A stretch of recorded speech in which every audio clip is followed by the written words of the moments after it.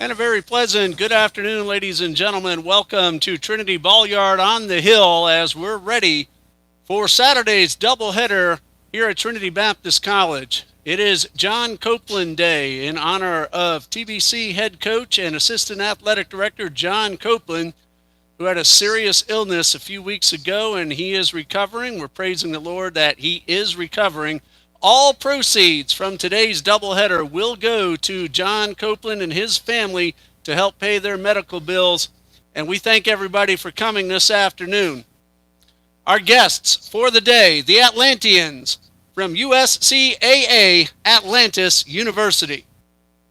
Before we begin, we'd like to ask everyone to please stand for prayer.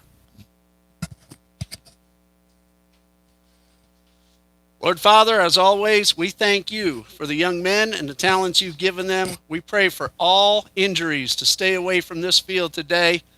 Give the Atlanteans a very safe trip home tonight, Father. We ask you to continue to bless Coach Copeland, heal his body, Lord, and pray that he'll be back in his office and at his home and on this field as soon as possible, Father. We know that you will give him what he can handle. Thank you for Stephanie and all she has done for him, Father. And just bless her financially, physically, spiritually, and emotionally, Lord. Bless the Eagles as they play in honor of Coach Copeland today. Thank you, number one above all, for the blood of salvation through Jesus Christ. In your name we pray. Amen. And now the starting lineup for the Atlanteans. Leading off, playing shortstop, number 7, Elvin Granado. Batting second at second base, number 2, Justin Suarez. Batting third at first base, number 28, Jonathan Vasallo. Batting cleanup at third base, number 22, Gianni Rodriguez.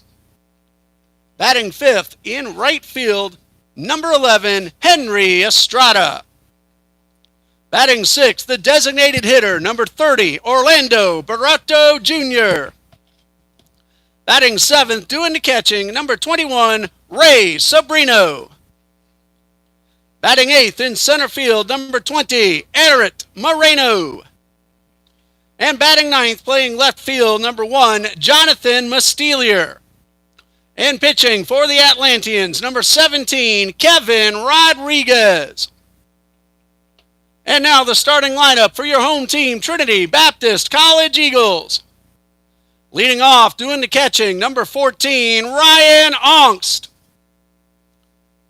Batting second in left field, number 33, Dominic Gattinella. Batting third, the designated hitter, number 9, Gavin Williams.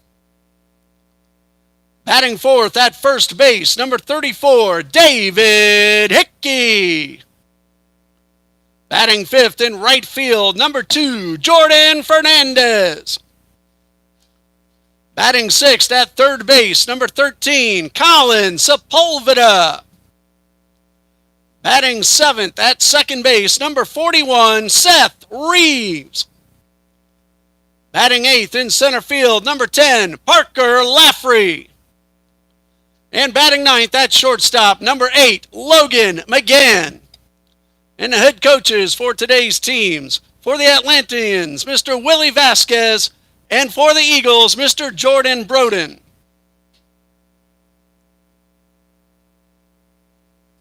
At this time, ladies and gentlemen, please remain standing and remove your hats as we honor America with the playing of our national anthem.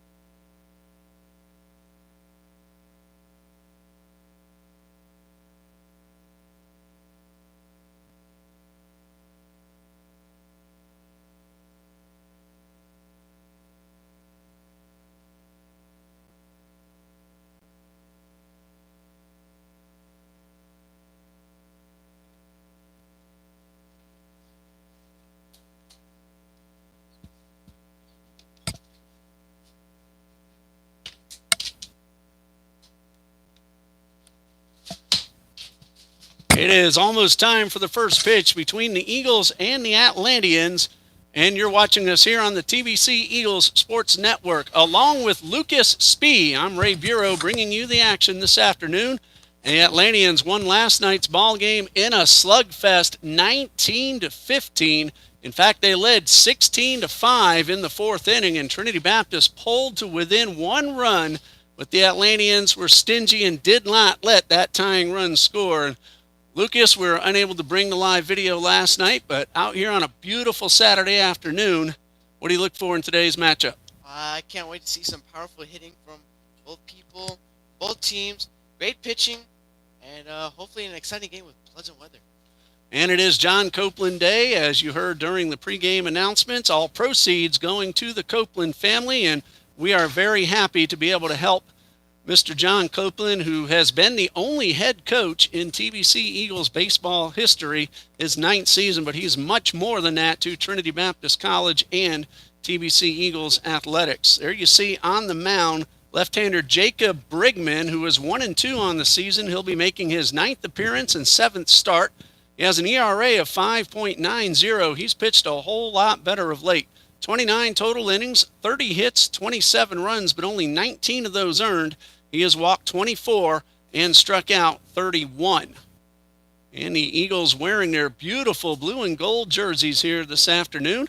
And the Atlanteans in the all-red, a la the 1975 Cleveland Indians. Of course, Lucas, you weren't around then. Unfortunately, I know all about seeing Frank Robinson wearing those uniforms. I am too young for that. I'm sure you've heard of the late, great Frank Robinson. I wish I had, but I have not heard. Hall of Famer, 562 home runs in the major leagues for several teams. That's incredible. Here is Elvin Granado leading things off, ready to face Brigman. Granado had a couple of hits in last night's ball game. Also drove in 2 and scored 3, and he takes the first pitch for a strike, and this doubleheader is underway.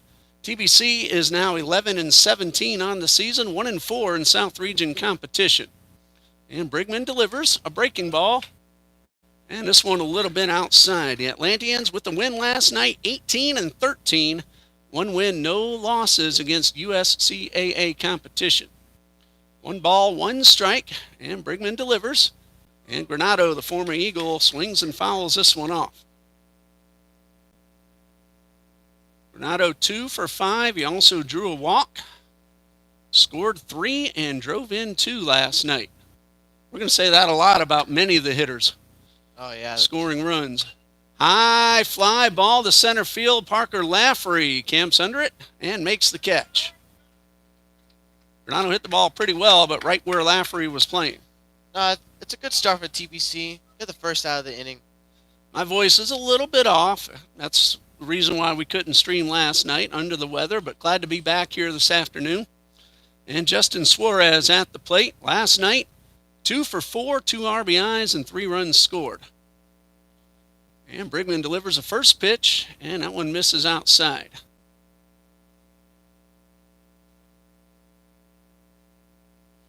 One ball, no strikes. And a breaking ball is a little bit low and inside. Suarez is hitting .395 overall on the season. I do believe these numbers include last night's game. And a breaking ball.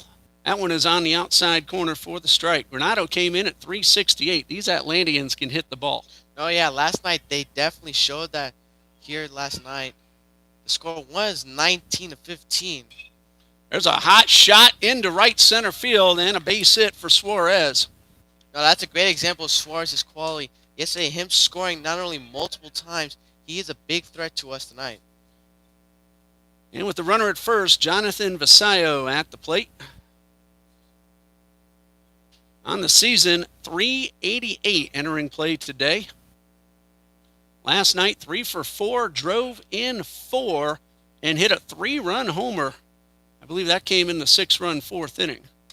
There's a high fly ball, pretty well hit. It's got home run distance. Will it stay fair? And it does, and That's a home run for Vasallo.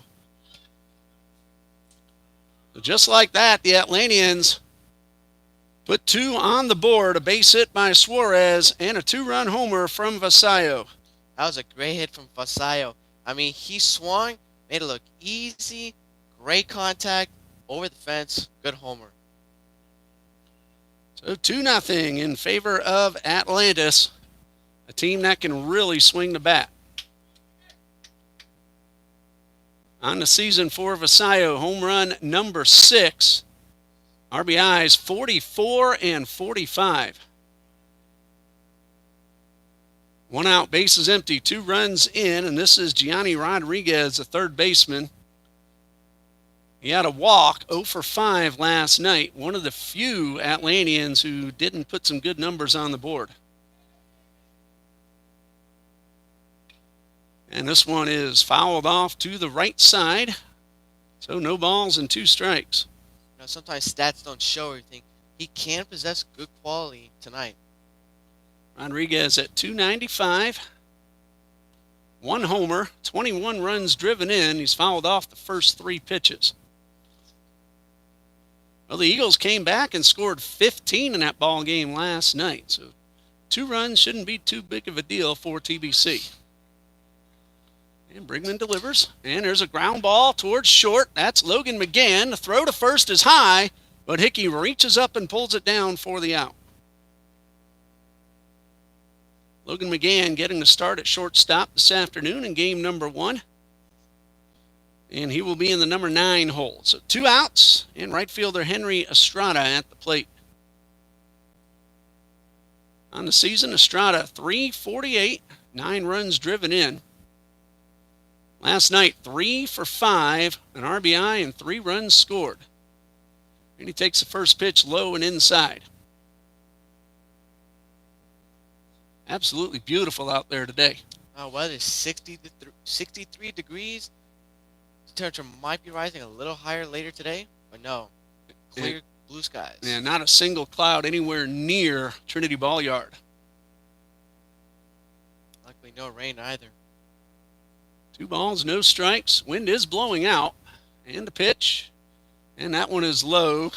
I don't think the wind helped Vasallo's home run. He got every bit of it. The only question was, would it stay fair? And it did. Brigman's pitch is ball 4. And that puts Estrada aboard with 2 outs. And brings up Orlando Baroto. He's doing the DHing duties today, at least in game number 1. Last night, 1 for 2, an RBI, and a run scored. On the season, 400 batting average. That's not 2 for 5 either. He is 38 for 95, 5 homers, and 29 RBIs. High pop up, and this one will get out of play.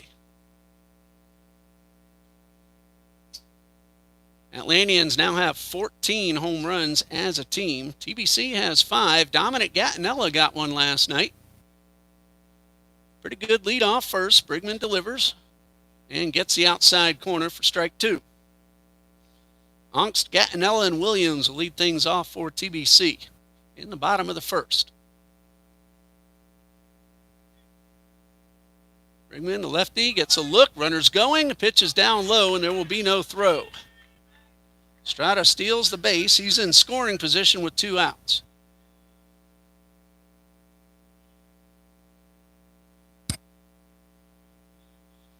So runner at second, 2 out. For Estrada, his 9th stolen base, and then strike 3 to Barato. Retires a side. 2 runs on 2 hits. A 2-run homer from Jonathan Vasallo. 1 man left. We go to the bottom of the first. 2-0 in favor of the Atlanteans.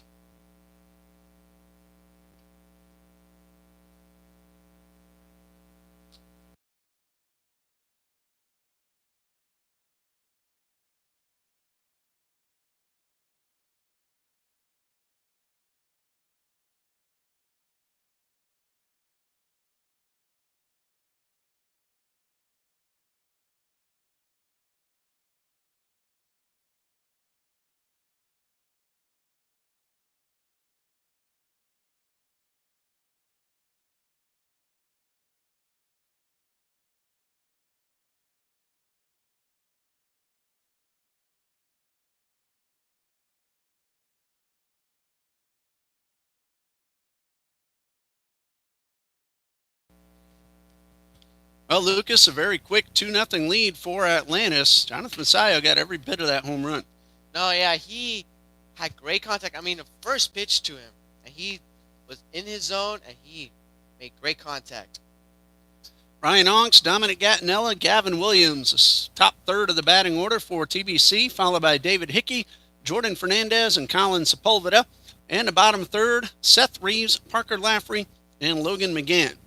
They will face sophomore Kevin Rodriguez, making his fourth appearance, all starts, 16 2/3 innings. He has allowed 12 hits, 11 earned runs.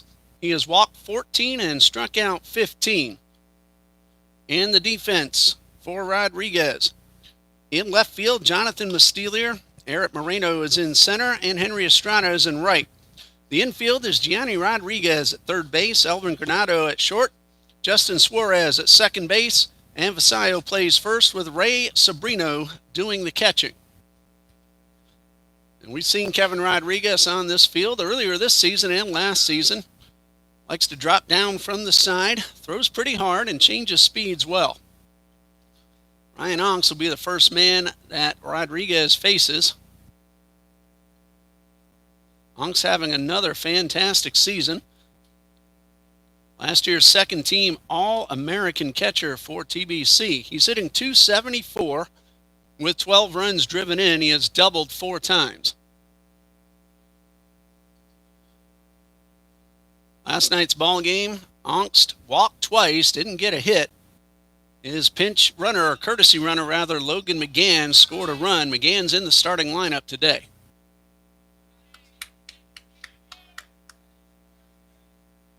So here's Onks. And the first pitch from Kevin Rodriguez. And it is right at the knees for the strike. You know, Ryan Onks, for not having a very great game yesterday, he's still a massive offensive threat for TBC. One strike pitch. This one is up and away. So count even at a ball and a strike. Onks, the senior from Mandarin here in Jacksonville. Rodriguez drops down from the side and misses low and outside. TBC wants to make Rodriguez work. Only about 16 innings so far this season. The 2-1. That one's hit pretty well towards left, but not having to move a muscle is Mastelier, and he makes the catch. You talk about hitting a ball right at an outfielder. That's just so unlucky as a hitter. I mean, you could do everything right. The defensive player's just out there in the right spot at the right time. There's nothing you can do about it. The only movement he made was lifting up the glove. Ball was hit right directly at him. Here's Dominic Gattinella. Got his first collegiate home run last night. He was 2 for 4 overall. He scored 4 times. That was a 2-run homer he hit. Rodriguez drops down from the side and misses up and away. 1 ball, no strikes. Our online scoreboard is no longer available, unfortunately. So we'll just have to go without it, most likely for the rest of the season, and see what we can do for next fall. 2 balls, no strikes. And the pitch. This one misses outside. Good eye by Gattinella. Good eye, yeah, you just said it. Like, he saw that ball coming outside, didn't even swing. Good decision. 3 balls, no strikes. Taking all the way, and he takes one right down the middle. You could take one. You could be patient. It's up by 3. Gattinella's hitting .231, a homer, and 9 RBIs. 3-1, got a good rip, fouled it off. Might have been a little too eager. That was a very hittable fastball, and he was a little too early on the swing. He thought he could get good contact. Maybe it was in his zone. He wanted to hit that. 3 balls, 2 strikes. This one's hit pretty well, but foul. And that one was clearly foul all the way. No doubt about that. Count remains full. Gattinella digs in. Rodriguez, right-hander, delivers. There's a high fly ball to left. Mustelier over near the line, and he'll make the catch. A couple of well-hit balls by the Eagles to start the ball game, but Mustelier, he and these Atlanteans, they make very few mistakes in the field. No, yeah, I mean, they can read that ball like if they've seen that 1,000 times. Great defense. Gavin Williams, batting .333, 2 homers, 13 RBIs.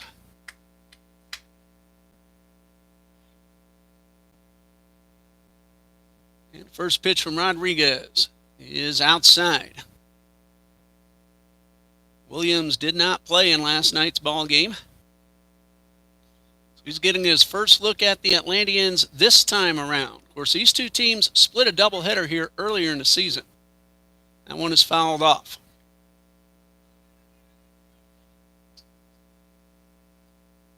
Atlantis won a game 8-2 back on February 16th, and TBC won the second game of that doubleheader 6-5. Here's a 1-1, and that one is fouled off. We're supposed to play 3 games that time, but one of them got rained out. Yeah, I think I remember that day. That rain was heavy. Yeah, actually now I remember it was a Friday night win for Atlantis and then a Saturday win for TBC, and game 2 is the one that got wiped out. And that one misses outside. Reflexes by the catcher. 2 balls, 2 strikes. Well, even with no one on base, you want to try to stop the ball just to train your body, because if there is a runner on, your muscle memory needs to know what to do. 2 balls, 2 strikes, 2 outs, and the pitch. And a good change of pace had Williams out in front and over the top. So 1-2-3 first inning for Rodriguez. After 1, 2-0 Atlantis.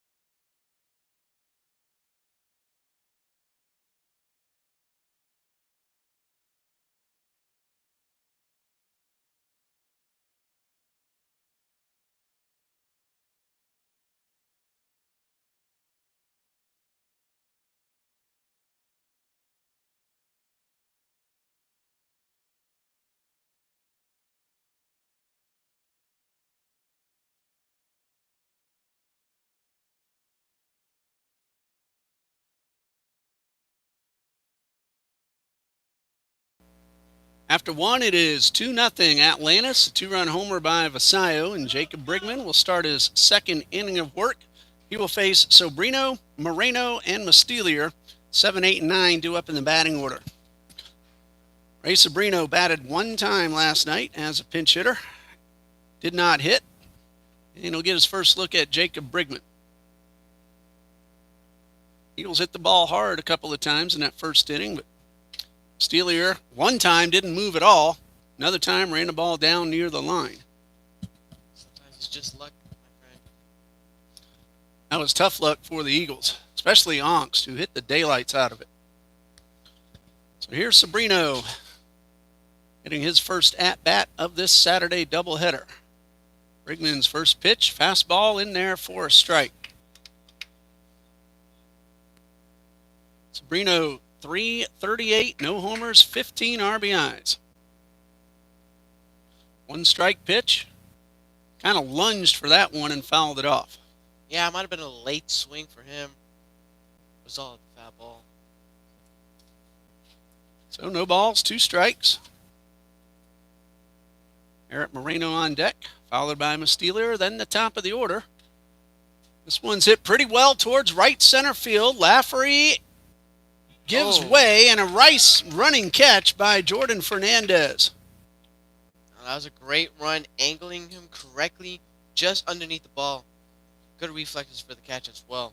That ball kept slicing away from Lafferty, but Fernandez kept an eye on it and caught the ball right in front of the flagpole. As you see, if you get a chance to see that flagpole, the wind's blowing out towards right center. One out for Eric Lucas Moreno. Had to throw in his middle name there for you. One ball, no strikes. Moreno hitting .301, no homers, 12 RBIs. And he takes this one outside.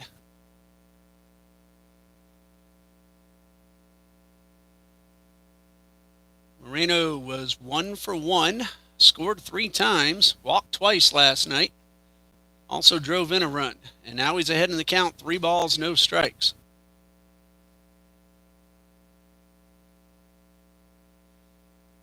Brigman delivers and gets the outside corner. Count is 3-1.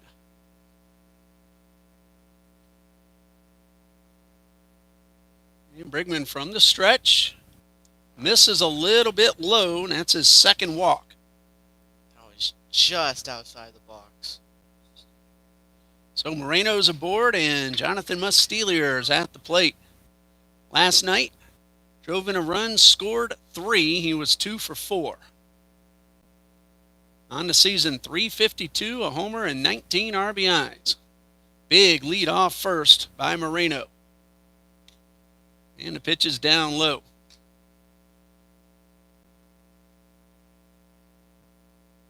Moreno is 4 for 7 in stolen base attempts.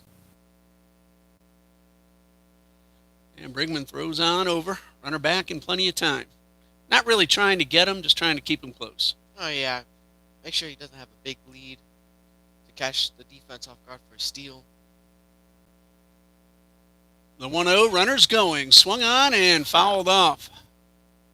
Unks came up ready to fire, but the foul tip eluded his mitt. Thank goodness that was a foul. I truly think he would have stolen that second base. He got a really good jump. A ball and a strike. Let's see what he has in mind now. Not going, and the pitch is outside. 2 balls and a strike.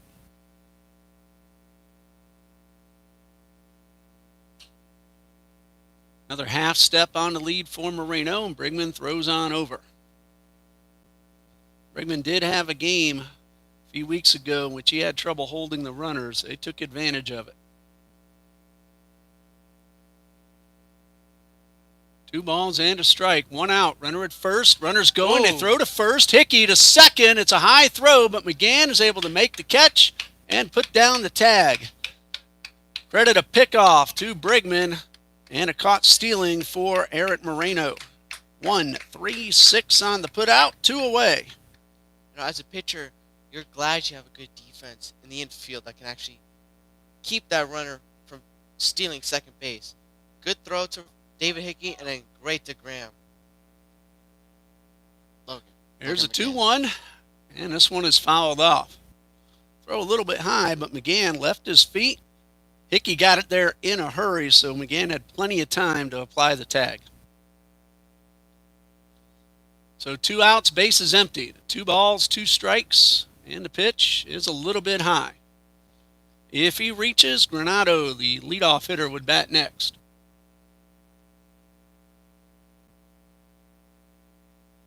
Full count, 2 outs. Breaking ball, missed outside. Second walk of the inning issued by Brigman. 3rd overall, and Mustelier is aboard. There's another man who likes to run. He's 10 for 12. And Elvin Granado at the plate. He started off the ball game with a fly ball to center.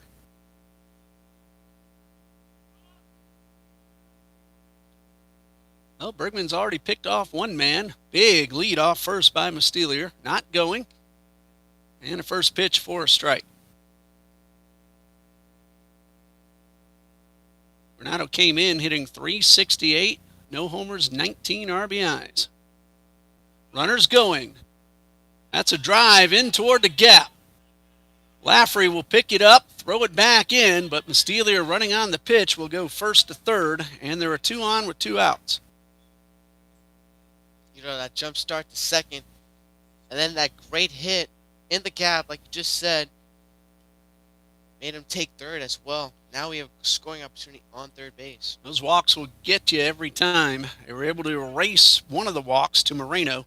Now Mustelier, a 2-out walk. He's at third, and Suarez is at the plate. He singled and scored in the first. Renato at first, Mustelier at third, not going, and a first pitch strike. Renato 9 for 12 in stolen bases. With 2 outs, let's see if they try to take second. Throw to first, runners coming home. Hickey's throw is not in time. Mustelier slid around the tag. Onks nods his head in agreement. And that'll be a stolen base and a run scored for Jonathan Mustelier. That was a terrific slide around the tag and evading the glove. Great reflexes, avoiding Onk's glove, and then just curling in to the home plate. Good score. No argument from the catcher. Coach Broden wanted to make sure, and he's satisfied with the answer, and it's 3-0. Well, an experienced catcher like Ryan Ox has been doing this for so long.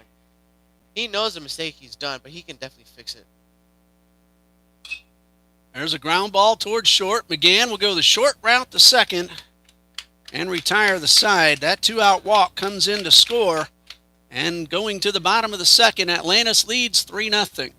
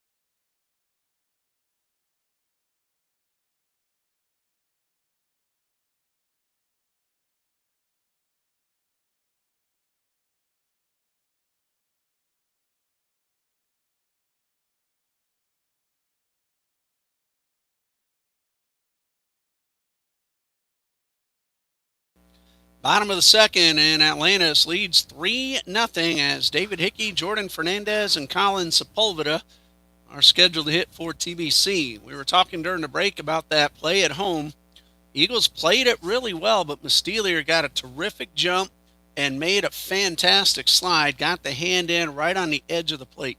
I mean, he turned his body to avoid the glove and curl into home plate. Sometimes you do everything right, the other team just beats you. That's what happened on that play. Seems like a reoccurring situation for TBC baseball. Let's see if David Hickey can start a rally, get the Eagles on the board. Hickey did not play in last night's ball game. On the season, Hickey is hitting .318, 1 homer, 11 RBIs. He'll face Kevin Rodriguez, who had a perfect top of the first, or bottom of the first, rather. 2 balls hit well and caught in left field. And then a strikeout. And his first pitch to Hickey. Breaking ball for a strike. That's a nice, easy flow. Drops down from the side. Not a complete submarine, but it is very close. Hickey hits this one hard, but foul down the left side. Rodriguez quickly ahead, 0-2.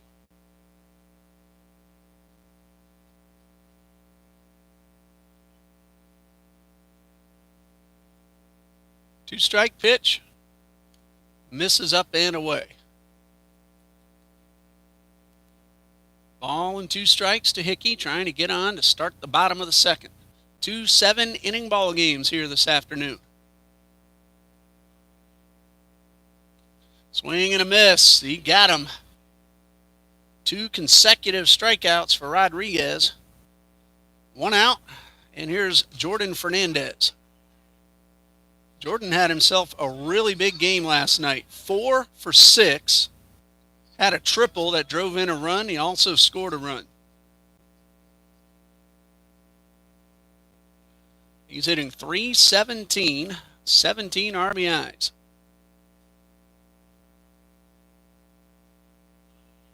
Rodriguez not throwing all that hard, but finding his spots pretty well. You know, it's his shift between the breaking ball and the fastball that's throwing off our hitters. And a 1-strike pitch.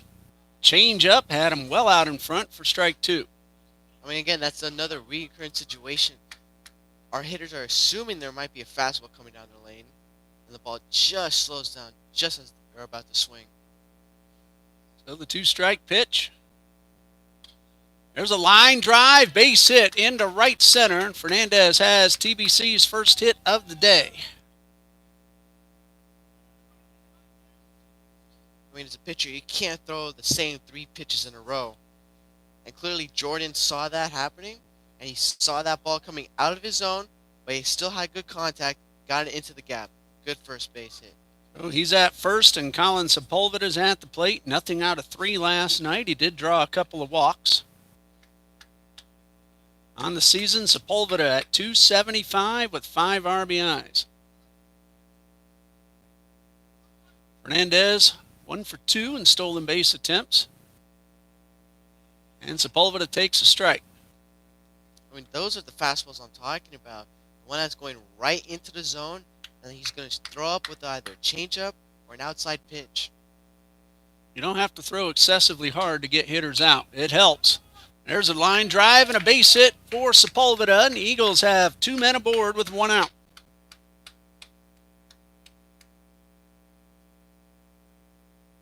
Sepulveda went right back where it came from. And with 2 on for Seth Reeves. 1 for 5 last night. Also drew a walk, drove in a run, and scored 1.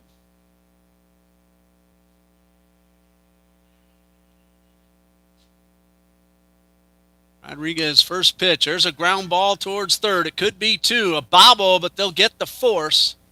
And that's going to be all. That bobble may have cost Rodriguez a chance at the double play. Fielder's choice for Reeves. They do get the out at second. Jordan Fernandez advances to third. And now there are 2 outs for Parker Laffrey. With that infielder's choice, did move Fernandez to third. Now give him a closer opportunity to keep this game a lot closer. Laffrey 2 for 4, 3 RBIs, and 2 runs scored last night. Batting .253 overall. First pitch, strike. The Eagles got 2 consecutive hits, and fortunately that last one was not turned into a double play, that ground ball by Rodriguez. 1 strike to Laffrey. Had a 2-run double in last night's ball game, and flies this one towards right, but that should be an easy catch. And Estrada puts it away to end the inning. No runs, 2 hits, 2 left. After 2, Atlantis 3, TBC nothing.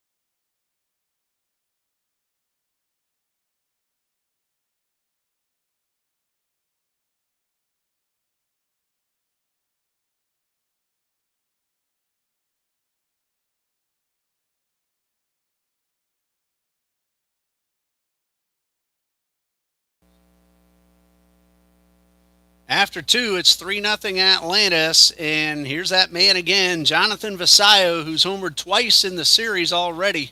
A 3-run homer last night, 2-run job in the first inning this afternoon, facing Brigman in the first pitch, and he was going for another one. Yep. Maybe trying to get that another homer on the first pitch. Brigman saw it was going to happen. 1 strike pitch is up and away.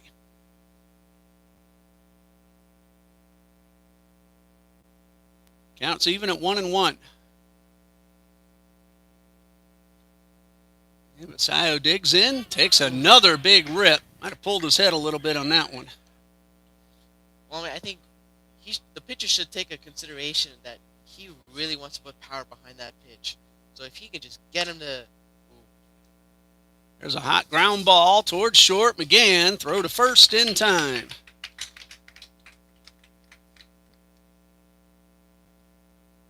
Like Vasallo, he wants to put power under that ball.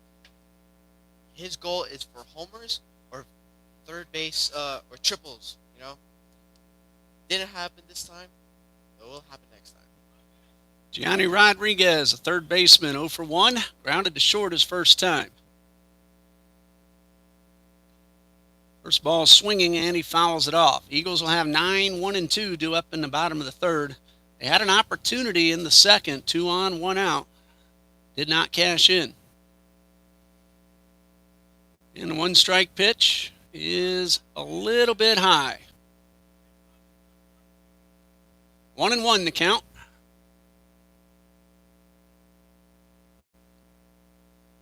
And Brigman delivers a 1-1. Fastball fouled off. Ball was just rising out of the zone. Just slightly late hit, swing. A ball and 2 strikes. 1 out, bases empty in the third. And this one misses a little bit low. 3 runs, 3 hits for the Atlanteans. You're just trying to, have that hitter bite that pitch, Get him swing, just like that result. And Rodriguez helped him out on that one, went down low and fouled it off.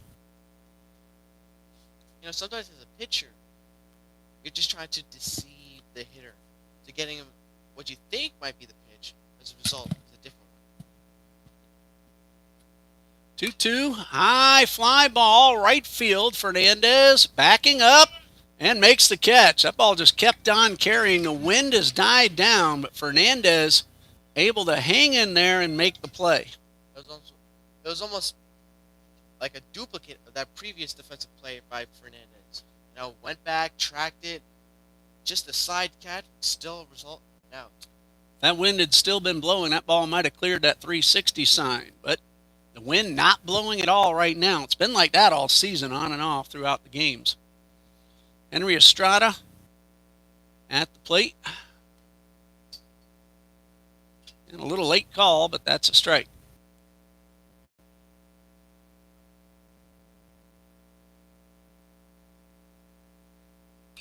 I pop up to the right side, foul territory. Look at Reeves go get it. Another step or two, and he makes the play. As a coach, you love seeing that effort from your players. Yeah, it's a foul ball, but some players are not going to go for that. But the effort from Seth Reeves, hats off to him, trying to make that effort and keep that out. Estrada drew a walk his first time up, stole the base, and was left at second. 2-strike pitch. Good swing. Might have chased one a little bit high, and he fouls it off. Yeah, the ball was just rising, just a bit. No balls, 2 strikes. Base is empty. Brigman from the stretch, and looked like he got under that one, maybe trying to throw a breaking ball. Pushed it up and away. A ball and 2 strikes. Breaking ball fouled off. Estrada very eager to get contact with that ball. Maybe trying to get a base hit. Trying to keep this inning alive for them. Counts 1-2. And that one misses up and away. Brigman tried to sneak a fastball by him, but missed. Not a bad idea after a few breaking balls, but got it up and away. So here's a 2-2 pitch. Curveball hit hard towards left and a base hit. Great contact from Estrada. Just into the gap once again, just short of left fielder. Now takes the base hit to first. Gatnell played it on the hop, had no chance to make the catch. Last inning, the 2-out base runner turned into a run, and it's Estrada at first. Orlando Barroto Jr. at the plate. Struck out his first time up and hits this one high down the left field line. That's a fair ball up against a fence. Estrada running hard around third.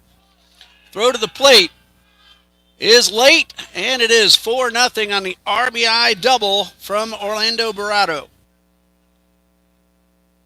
That was some great hustle from Estrada. He was sprinting to third, sprinting to home, knowing that throw was coming down him. Just a bit too high for Onyx to come down, but score on for Estrada. Scores 4-0. Estrada never hesitated, and this team has a lot of speed.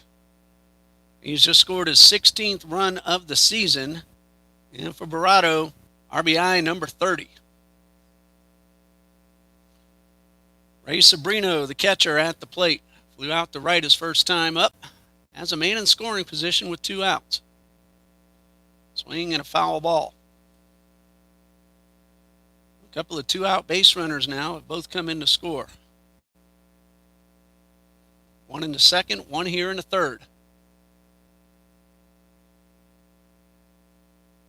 Reeves trying to hold that runner close. 1-strike pitch is outside. I got another breaking ball. Just trying to have that hitter eagerly swing. Just didn't happen. Barroto not likely to try to steal third. He has only 1 stolen base this season. And with 2 outs, you better be 100% certain. And Brigman gets a good curveball in the outside corner.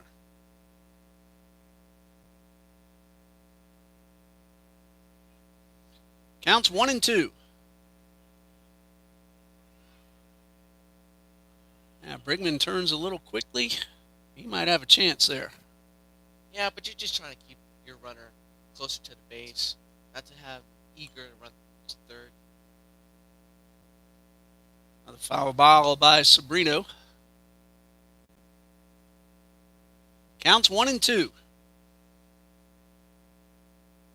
When this inning ends, we're going to keep it here. We have an announcement to both the crowd and our viewing audience.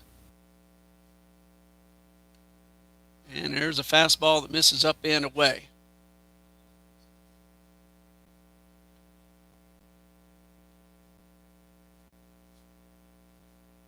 Two balls, 2 strikes. Brigman with the pitch and misses down low. If Sobrino reaches, Moreno and Mastelier would bat next. There are 2 outs.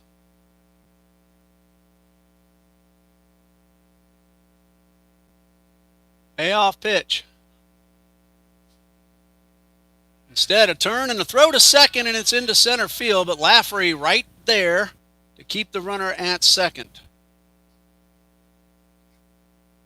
Lafferty knew exactly what was going to happen. Good reflexes, keeping the runner on second. No mistakes, no harm, no foul. Here's a 3-2 from Brigman. Looper down the right field line and slicing foul. Big break for the Eagles. That certainly would have scored another run. 2 in the first, 1 in the second, 1 in the third for Atlantis.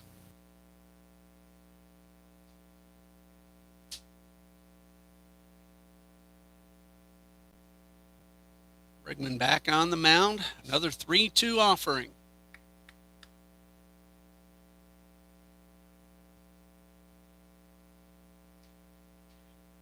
Couple checks of the runner at second. Now the pitch, and another one fouled off. This is a good battle between Brigman and Sobrino.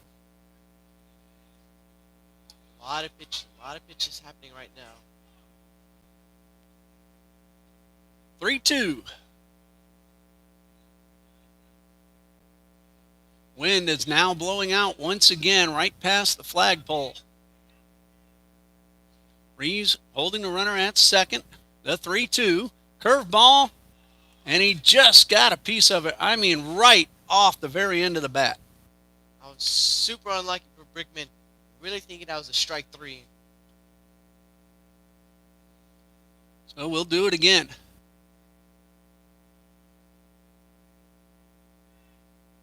Three balls, 2 strikes. Fastball hit into center field, the base hit. A runner around third. Lafferty will hit the cutoff man, and it will be runners at the corners. Good contact, just short of Lafferty out there. Does keep the runner on third now. The pitcher has to throw that many pitches to the same hitter. The hitter, more often than not, will end up winning that battle. There's a courtesy runner at second base. Wearing number 5 is Carlos Junco to run for Sobrino.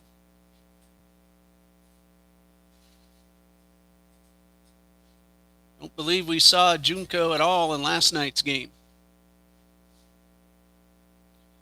Eric Moreno at the plate, walked his first time up, and he takes one low and outside.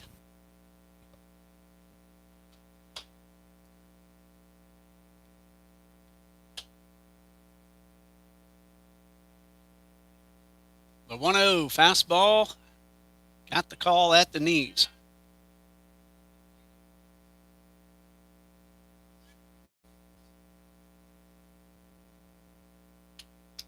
Junco with a decent lead off first. Brigman throws over.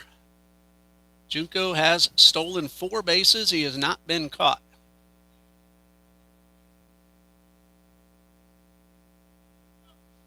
A ball and a strike. And that one is fouled off. I'm assuming both Coach Vasquez and Coach Broden want their starters to go as deep as possible. They both used many pitches last night. They know the vulnerability the bullpen has at the moment. Too many tired arms. Counts 1-2, 2 outs. Runners at the corners. Runners going. And that one hits the batter. And the bases will be loaded.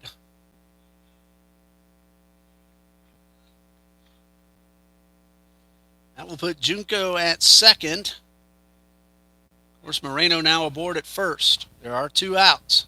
All this happened after the first 2 men were out. We'll pause here as Coach Broden is going to have a talk with his pitcher.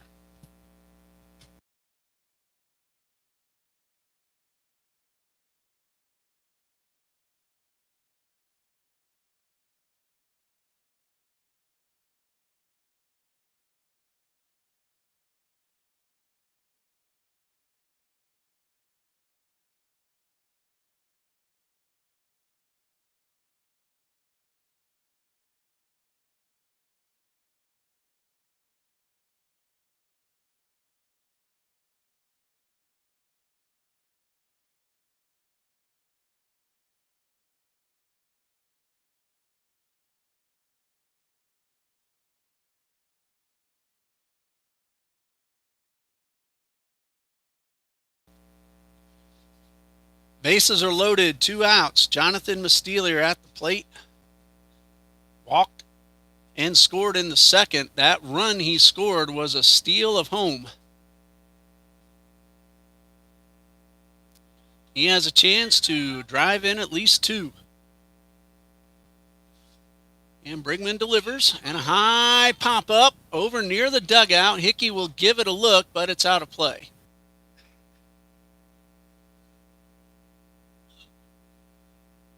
Nothing in 1.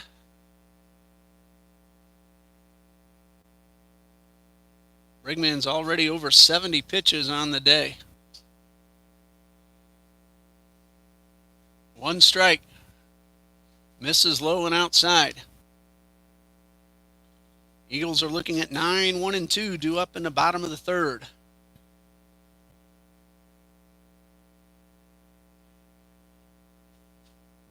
1-1. Nobody being held at any base in the pitch. And a foul tip into the mitt. Steeler kind of just waved at that one, unsure if he really wanted to swing. Yeah, the hesitation as a hitter can be costly because you can either foul the ball or go right to an easy infield. Ball and 2 strikes. He chased one in the dirt, but it got away, and Onks will get a very fortunate hop off the back wall and step on the plate to retire the side. That'll go as a strikeout and a 2 unassisted to end the inning. You don't see that happen too much. That ball hit the very low concrete wall and bounded right back to the catcher. A big break for the Eagles. After 2.5, it is 4-0 Atlanteans.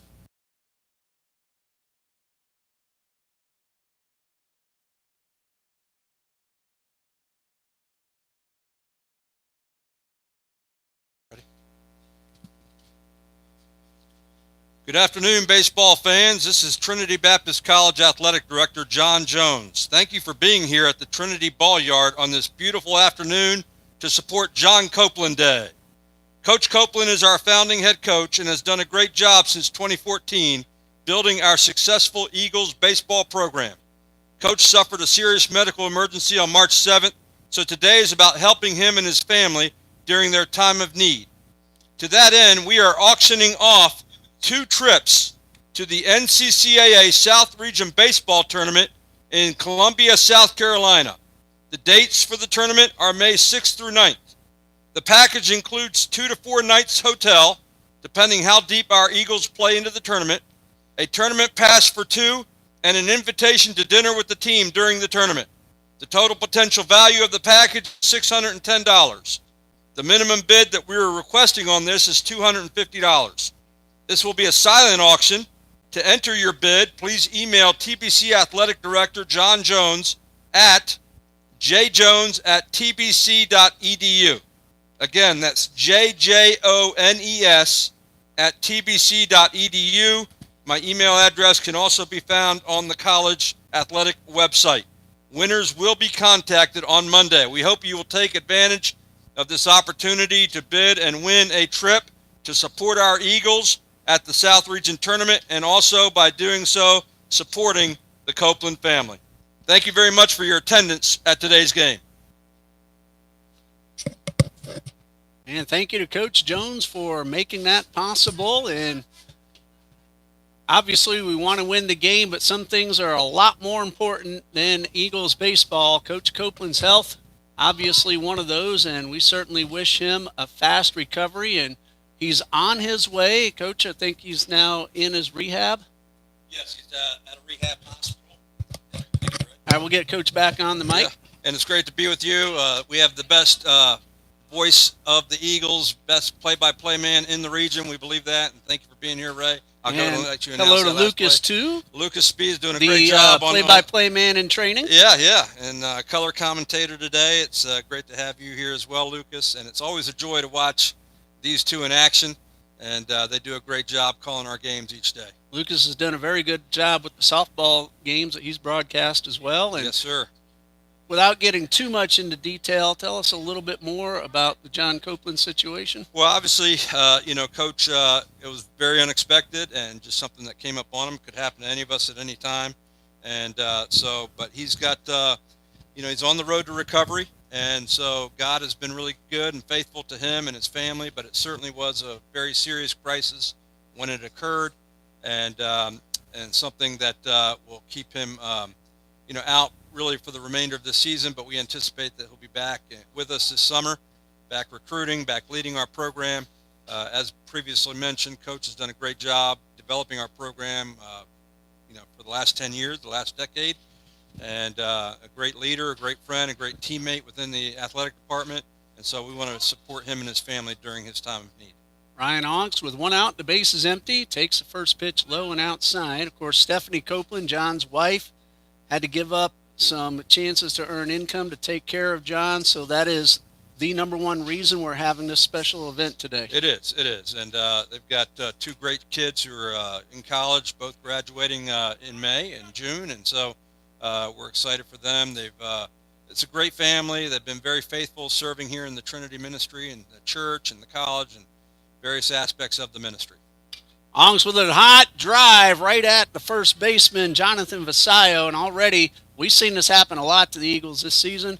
Hard balls caught, and that's the second time for Onks today. Sure is. But Ray, I want to thank you personally. I know you were one of the very first early donors to the cause, and other members of our athletic staff have already pitched in as well, and it's been a great response throughout the day today already. We're also donating the gate for today's doubleheader to the family, and so and we do appreciate the fans, especially those who are used to having their family passes. They completely understand the situation, and they were more than willing to go ahead and pay the fee today. Right, exactly. And so we did ask that understanding for our home fans and say, hey, we're not going to have a pass list today. Please be willing to help out. And it's been great to see that as well. There's also one other way to donate for those that are interested. We are accepting donations online through Cash App at the athletic department's Cash App page, which is $TBC Eagles. So $TBC Eagles. If you have Cash App, we are accepting donations there as well. Many have already been responding through that venue as well. And that's great that people are willing to step up. Even just a little bit helps out, because if many people do a little bit, that turns into a lot of bit. Sure, absolutely. Well, thank you, Coach Jones, for setting all this up today, and we certainly continue to pray for John Copeland and his family. Yep. There's a drive down the left field line. That's a fair ball, and Gattinella has himself a two-out single. And, well, Atlantis has turned those two-out base runners into runs. Let's see if TBC can do the same in the third. He got around on that pitch very nicely, and nice drive out into left field. Coach Copeland is watching today as well. He's streaming live from his hospital room. And so, Coach, we want to say hello, and we're praying for you. We love you, and we're glad that you're back on the road to recovery. And we look forward to seeing you out here as soon as possible. Hopefully he'll be able to come out and at least watch a game before we're done. Absolutely, and maybe even potentially even back by the region tournament. And let's credit Coach Jordan Broden for stepping in as the interim, and he has done a terrific job with this team, not expecting to take over the head coaching duties and continuing everything else he does here at TBC. Yes, and this is also a tribute to Coach Copeland and the culture that he has developed. They say a sign of great leadership is what happens when you're not there, and have you established, the organization that you're leading in a way where it can continue to operate without missing a beat, and that's what Coach has done. Jordan played for him for 4 years, and then he's been his assistant coach now for 4 or 5 years, and yes, he's done a fantastic job, and they're a great team together leading our program. And I still haven't had a chance to try to hit his knuckleball yet. 2 balls and a strike to Gavin Williams, and the pitch. That one is tap foul toward the dugout to even the count at 2-2. And it's not just Jordan. The team leaders, the captains, the secondary leadership within the team. When we met with the team to explain to them what was going on, everybody just bought in. The team has been very responsive to Coach and Stephanie Copeland as well, with cards, words of support. They did a video for him, which was really awesome and encouraging. So it's been great to see just the family operating together, coming as a baseball family, coming together to support their head coach. Well, that's the key word here at Trinity Baptist, family. Obviously, we want to win the games, but some things are just more important. Absolutely. Thank you, Coach John D. Jones, the athletic director, former head coach of the men's basketball team. As this one gets away, and Gattinella will scamper on down into scoring position, and now an RBI opportunity for Gavin Williams. So, Lucas, we have a runner at second now with 2 men out. On a full count as well. Good opportunity now. Williams among the team leaders in RBIs. Chance to tack on one more. He hits this one towards left. Granado will backhand it, but he will not have a throw, and Granado just kept a run from scoring. It's a base hit for Williams, and the Eagles have now runners at the corners with 2 out. That was a good stop to keep the ball going behind him, but he did not have an angle to throw. Now it's up to David Hickey, who has driven in 11 for the Eagles this season. Williams is the team leader. Nope, number 2 with 13. And a throw over to first. Team leader is Jordan Fernandez with 17. But Hickey trying to put the Eagles on the board. A couple of throws toward first. Williams doesn't run a whole lot, but he has been successful all 5 times. Hickey takes one on the inside corner. Not sure he agreed with it. That's strike 1. Can't argue with the umpire. I did when I was 10. Got thrown out of the game. 10 years When old. you're 10 years old, you don't call the umpire crazy. Oh. Now, my brother was on the other team. He loved it. Oh. I'm sure he laughed. Oh, he still rags me about it. We're talking 40-some years later. Hard to forget. 1 strike to Hickey. Good swing, but he fouled it off. Rodriguez has really changed speeds well throughout these first few innings. He definitely has multiple options when it comes to pitching. Really confuses the hitters. No balls, 2 strikes. Williams at first. Gattinella at third. Eagles trail 4-0. Williams is going to try to sneak his way towards second. Rodriguez is going to throw. They're going to keep an eye on Gattinella. Throw back to first. And Williams is tagged out. Gattinella never did go. And the Eagles have run themselves out of an inning. After 4, it's 4-0 Atlantis.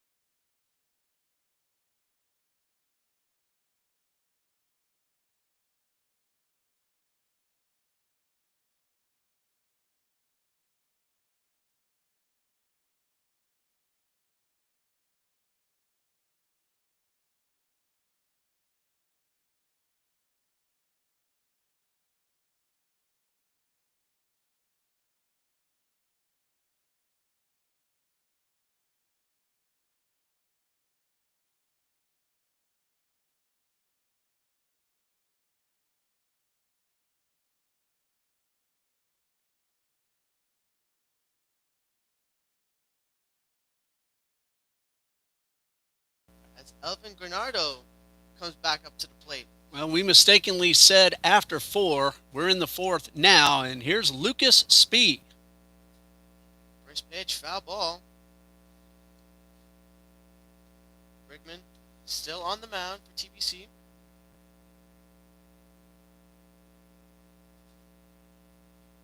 Brigman 3 innings, 4 runs all earned. Contact down center field. And an easy catch to center fielder.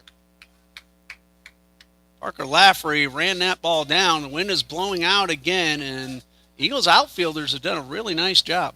They kept that ball nice in their gloves, keeping all 3 outs out there now. The only time they've only struggled was when that home run came. Now batting is number 2, Justin Suarez, who already has scored once in the first inning.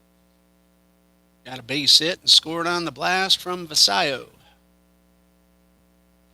Bunt shown.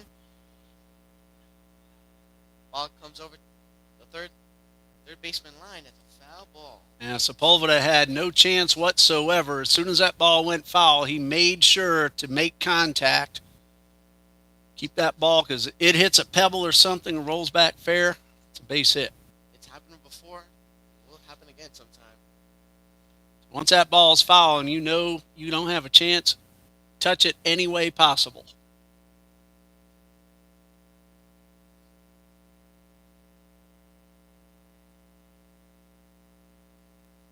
Pitch from Brickman. Just below the zone for a ball one.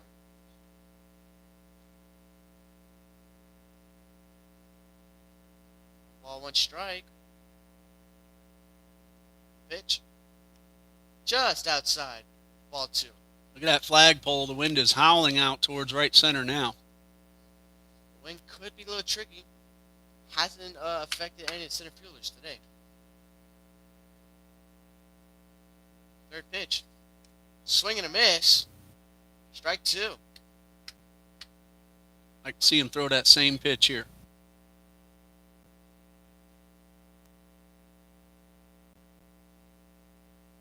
Pitch from Brickman. Foul ball. Just a late swing from Suarez. 2 balls, 2 strikes, 1 out, base is empty.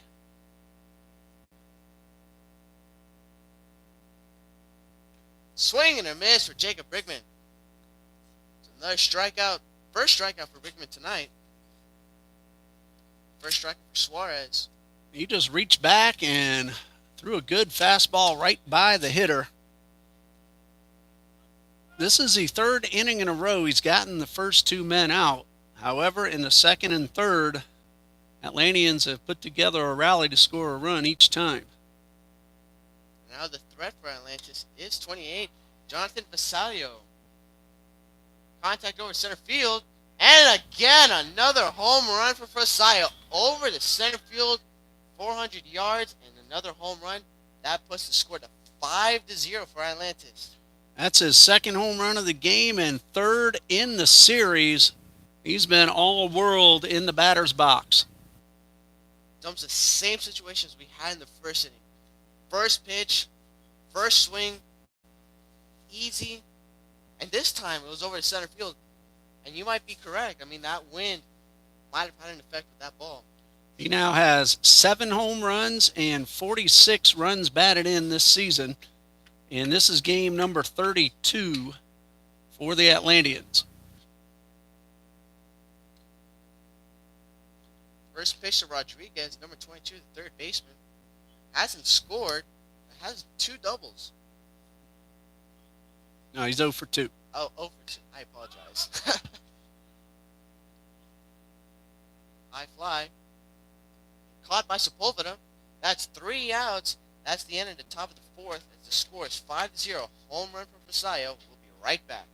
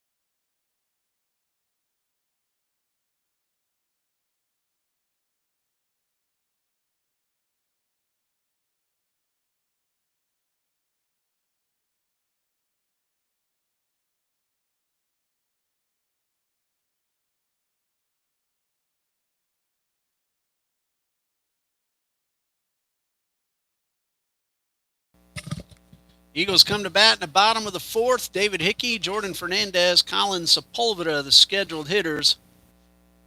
Facing Kevin Rodriguez, 3 innings, no runs, 4 hits, no walks, 2 strikeouts. David Hickey will lead things off. His home run came against Atlantis earlier this season in the win on February 16th.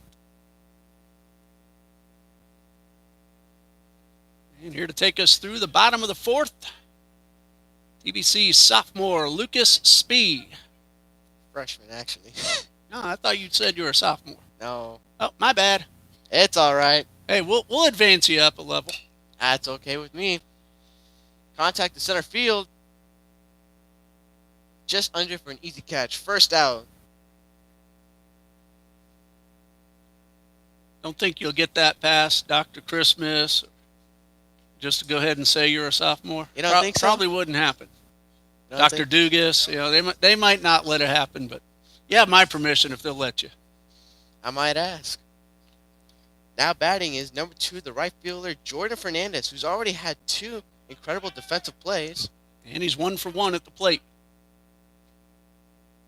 Swing and a miss for him. TBC struggling against Rodriguez, the pitcher, who's had a multiple pitches, different breaking ball, fastball, curveball.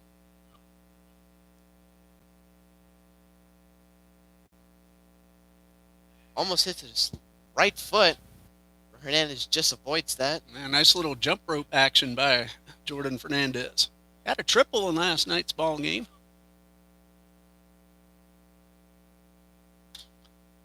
Contact down left field.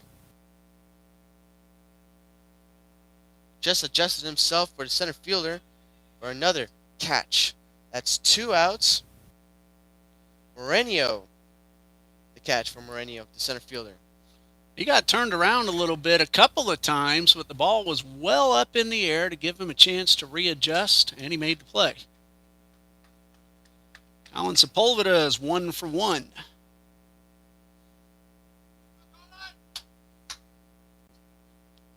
Oh, 2 outs, 5-0. Need to wake up those bats. This is a team that scored 15 in 7 innings last night. 9 innings, actually. Well, they scored it by the 7th inning. They had the bases loaded in the 8th, but could not get another run across. Contact to second baseman and another out to first. That closes the 4th inning. We enter the 5th. The score is 5-0.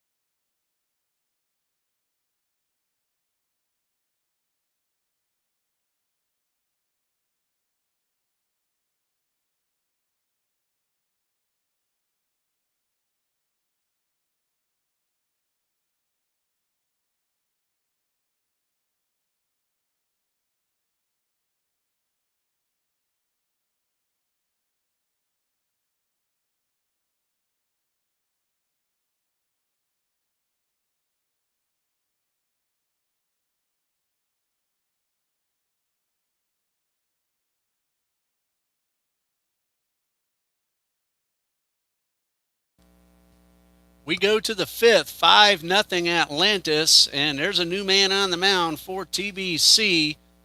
Left-hander freshman from Tallahassee, Austin Bailey, who did his high school pitching at Leon High School. I believe this is my first look at seeing Austin on the mound for the Varsity Eagles. Coach Broaden has brought up a few of the players from the JV roster, and now Bailey will get his first chance. And this is his first appearance of the season. He will face Henry Estrada, Orlando Barato, and Ray Sabrino, scheduled hitters for Atlantis, who lead 5-0 as we go to the 5th. This is the first of 2. When ball game ends, we'll stop the feed and we'll start up a brand new one for the second game of today's doubleheader.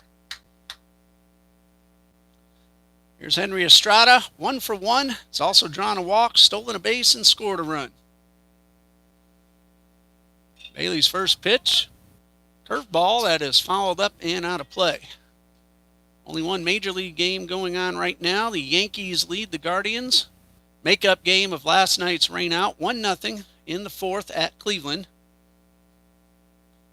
And that one is in the dirt. The Twins and the Tigers just now underway.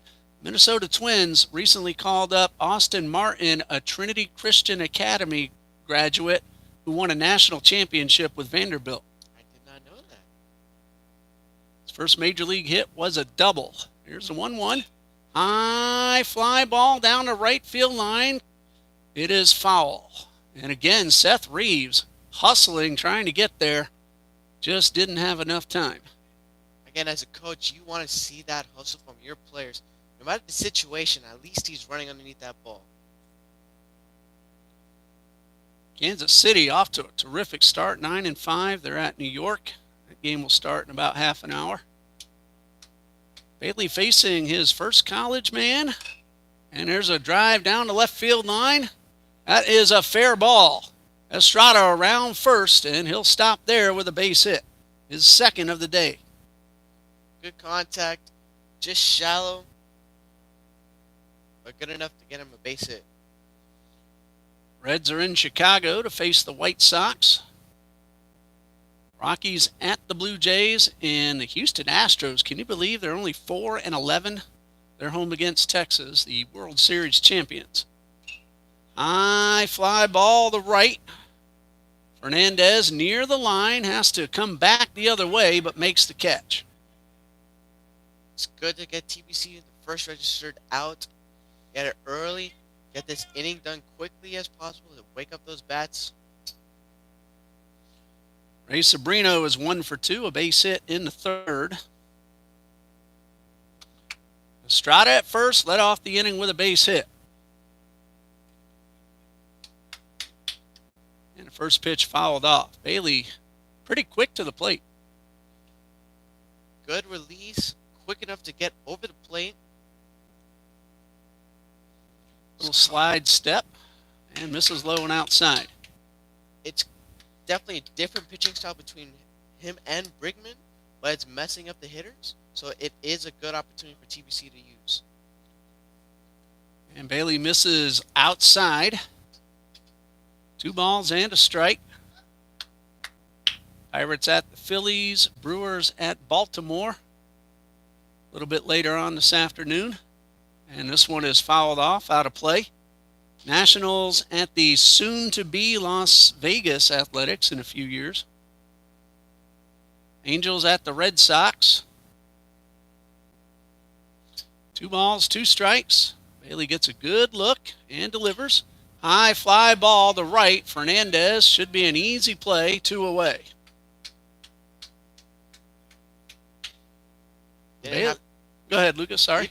Fernandez didn't even have to move for that play. Fernandez been doing phenomenal out there in right field. He's done a great job all year. 2 outs. Runner at first for Eric Moreno. No official at-bat yet. He has walked and been hit by a pitch, and he lines one in the right over the head of Reeves. Fernandez will get this one in quickly. And another 2-out base runner for the Atlanteans. Good hop by Seth Reeves just underneath the hit. Now it creates a base hit. Now runners on second and first. It's Estrada at second. And Jonathan Mastelier at the plate. He has walked, stolen home, and struck out.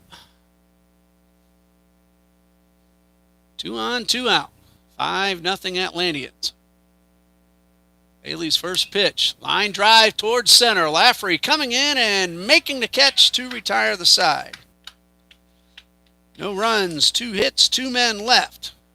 We go to the bottom of the 5th. It's 5-0 Atlanteans.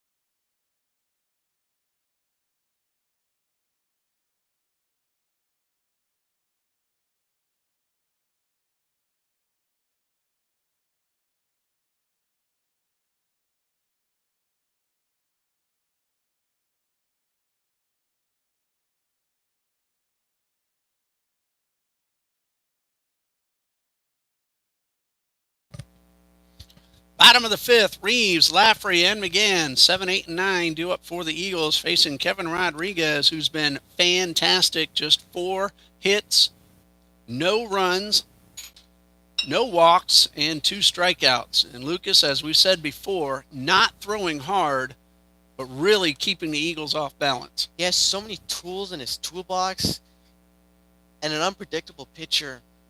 It's creating a struggle for the TBC hitters to keep contact. And the Eagles pitchers need to find some way to keep Jonathan Vasallo from putting the ball over the fence. He's done it 3 times already in the series.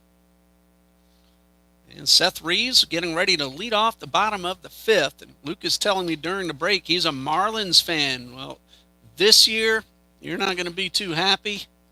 Hey, But the Marlins, the only team to ever win a World Series without ever winning a division, they've done it twice. Yeah, I hope they can pull off an unpredictable win this year, or at least a winning season. And it's going to be tough. They're only 2-12, and they're facing the Braves this weekend. Here's Seth Reeves, reached on a fielder's choice, his first time, so nothing out of 1.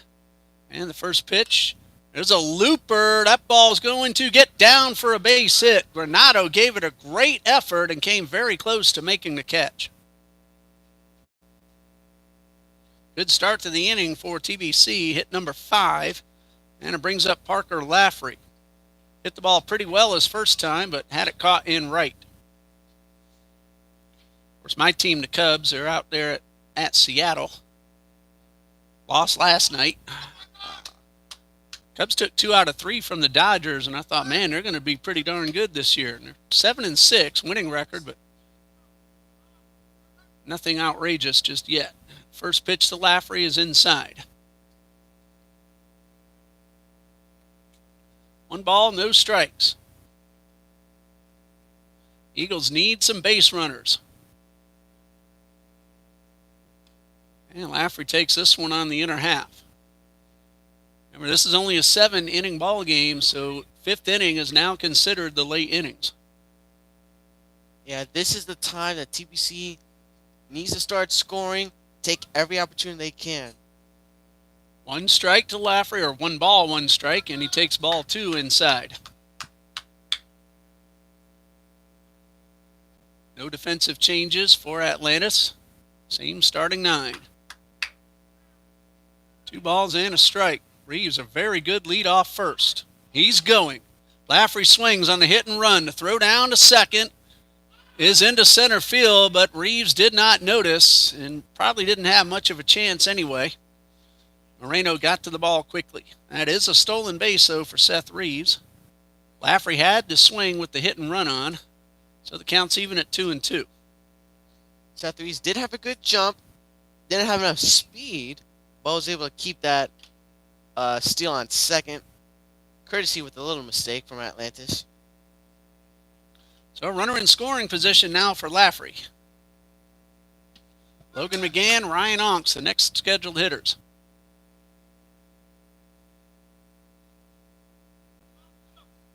Here's a 2-2 from Rodriguez. High fly ball, shallow left field.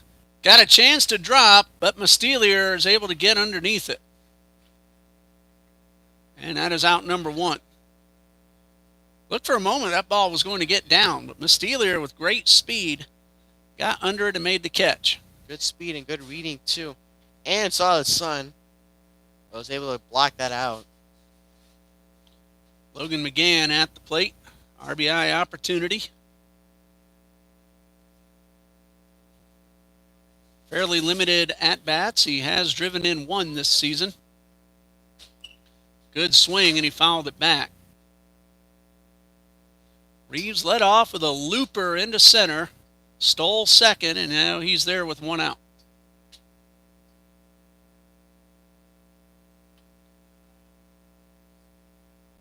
And for Reeves, that is stolen base number 5 in 7 attempts. Here's a 1-strike pitch. Not sure where that one missed. Must have been outside. Of course, we can't really tell the corners on close pitches from up here. Tough angle for us. Ball and a strike. A lot of room down the right field line. And McGann was trying to go that way, and he fouled it off. Eric Moreno playing McGann the other way. The center fielder and right fielder are bunched toward the gap. Steelier well off the line and left. So if McGann can get the ball down either line, he can run for a long time. A ball and 2 strikes. High pop up. That will stay on the infield. And the catch is made by Suarez. 2 outs with Reeves at second and Ryan Ongst at the plate. He's had some tough luck today. He has blistered 2 line drives only to have them both caught. One in left and one at first.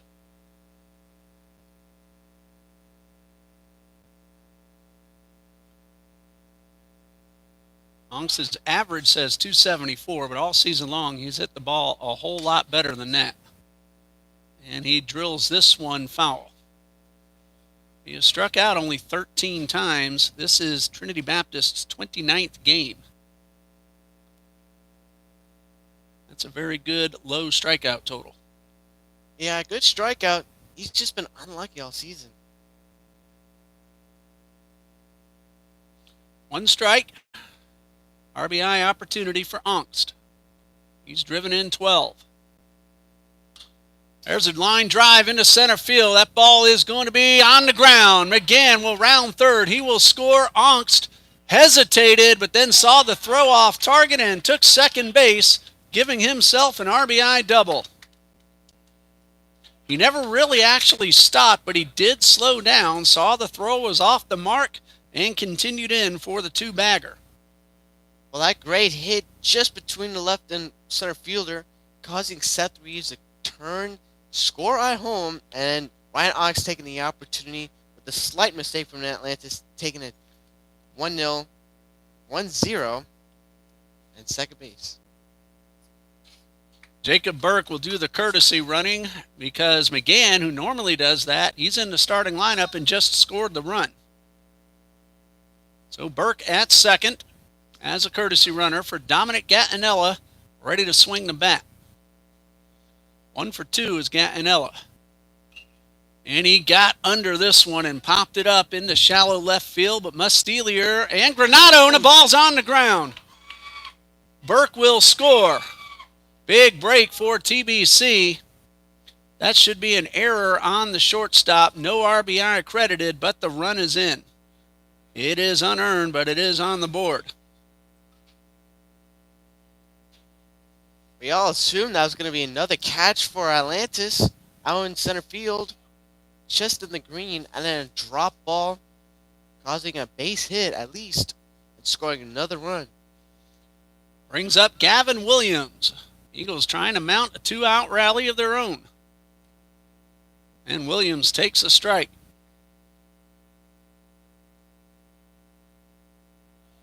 And that did indeed go down as an E6. One of the very few mistakes that the Atlanteans make. Gattinella at first. And this one is up and in.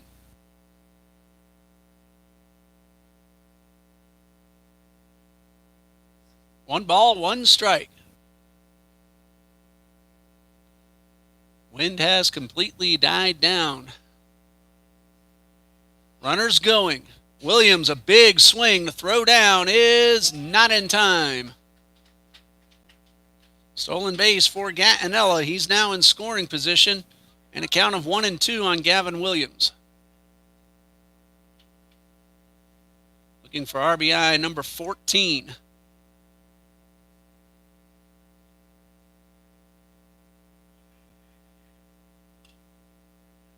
There's a line drive into center. That one is on the ground. Here comes Gattinella. He will score. Eagles have put together a 3-run rally. RBI single for Williams. And as I always say, the run is unearned, but it's on the board. And David Hickey now represents the potential tying run. Well, now the score was from 5-0 to now 5-3. TBC now waking up those bats, letting a little lucky out in field. Runners going. Pitch is high. Throw is a little off target, but they got him. Eagles fans very unhappy with the call, but Gavin Williams is out at second.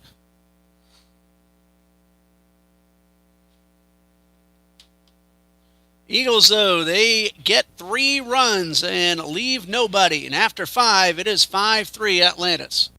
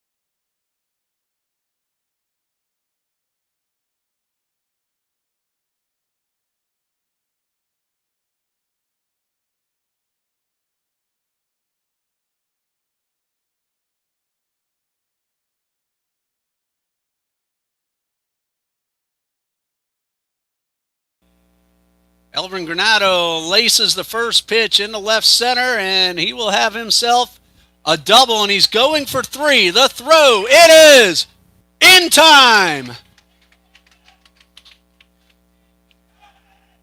Great play out there in left field. 7-6-5 on the putout. Granado credit with a double, but the Eagles get the leadoff man out at third.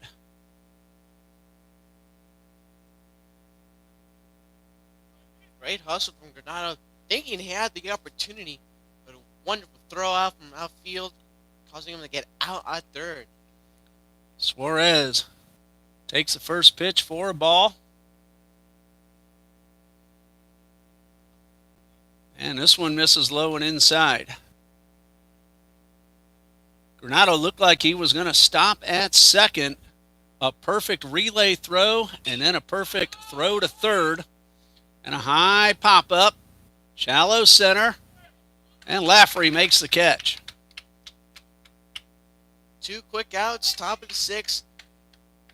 Good things are happening for TBC at the moment, but now they're facing the deep threat at the moment, number 28, Jonathan Vassallo, who's already had 2 homers today.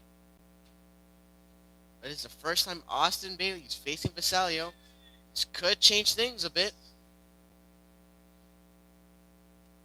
Check swing, and he went around. Sayo, 2-run homer in the first. Solo homer in the fourth, 2 for 3. And he's getting a different look with Bailey on the mound, and he has just swung through a couple of them, and it's 0-2.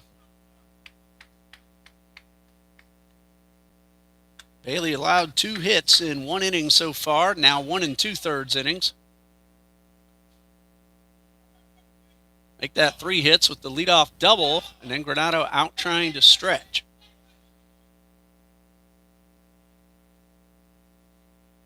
No balls, 2 strikes.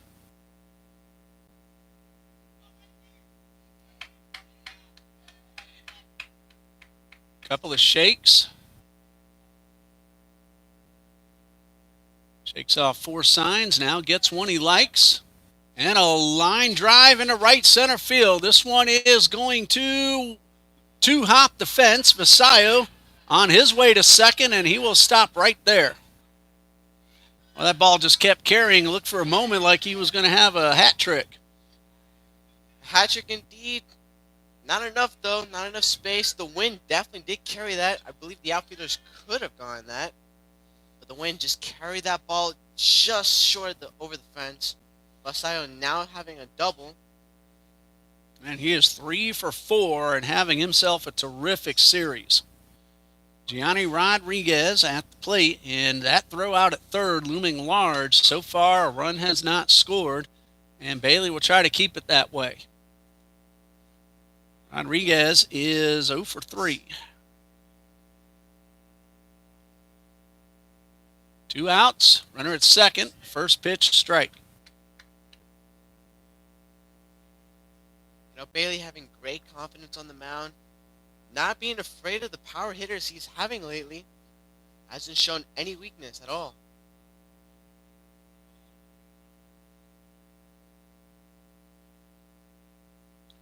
One strike. Bailey takes a long look in.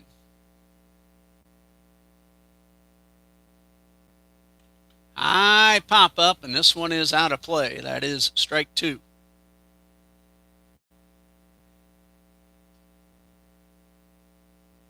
One ball, 2 strikes, 2 outs, runner on second. Score 5-3. Bailey delivers a 1-2. Line drive into left field. That is a base hit and will roll to the fence. Vasallo will score. Rodriguez into second with an RBI double. Great contact. Curled that ball over the head of the left fielder. Just enough to pass him. Now makes that an RBI double, and Vasallo comes back and scores once again. 3 scores for Vasallo already tonight. Even when Vasallo's kept in the ballpark, he still does some damage. He doubled with 2 outs. Rodriguez doubled him home. And time called. Coach Broden heading out to the mound.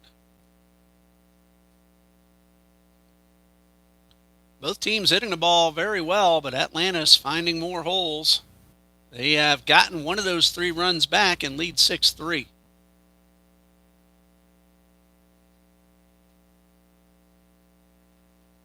Yankees lead the Guardians 1-0 in the 5th.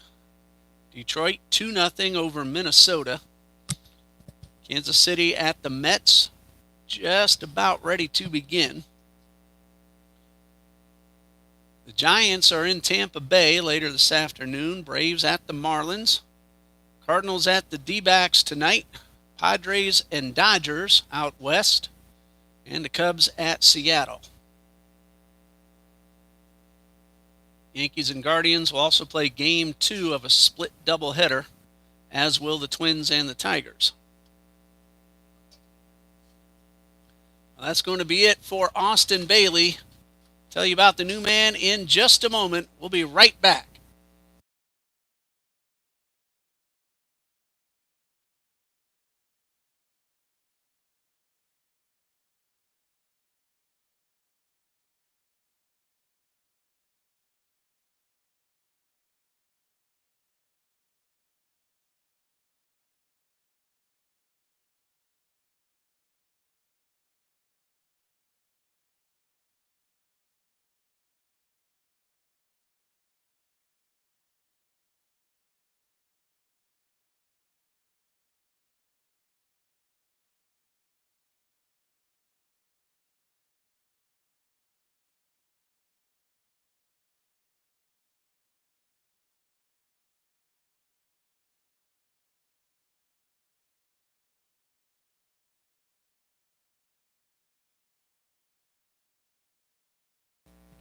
Andrew Moeller takes over for Austin Bailey. Moeller will inherit a runner at second with 2 outs. He is making his 12th appearance, all in relief. He has 1 save and a very good 2.95 ERA. 18 in the 3rd innings, 14 hits, 10 runs, only 6 earned. He has walked 11 and struck out 13. Austin Bailey, 1 2/3 innings. So far, 1 run. It is earned. He's responsible for the runner at second, and he allowed 4 hits. Jacob Brigman was the starter and the pitcher of record. Kevin Rodriguez, pitcher of record for Atlantis. Andrew Moeller will face Henry Estrada, who is 2 for 3 with a stolen base and a run scored. Make that 2 for 2 because his other time was a walk. And also going into the ball game, Jacob Burke is taking over for Dominic Gattinella in the number 2 hole.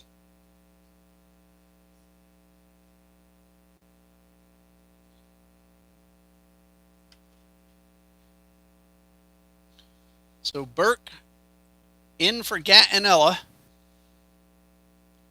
Burke scored a run as a courtesy runner in the 3-run 5th inning, and now he is officially in the game. Henry Estrada's had a good day. He's also scored a run. And Moeller's first pitch, breaking ball for a strike. Burke is in left field, taking over for Gattinella.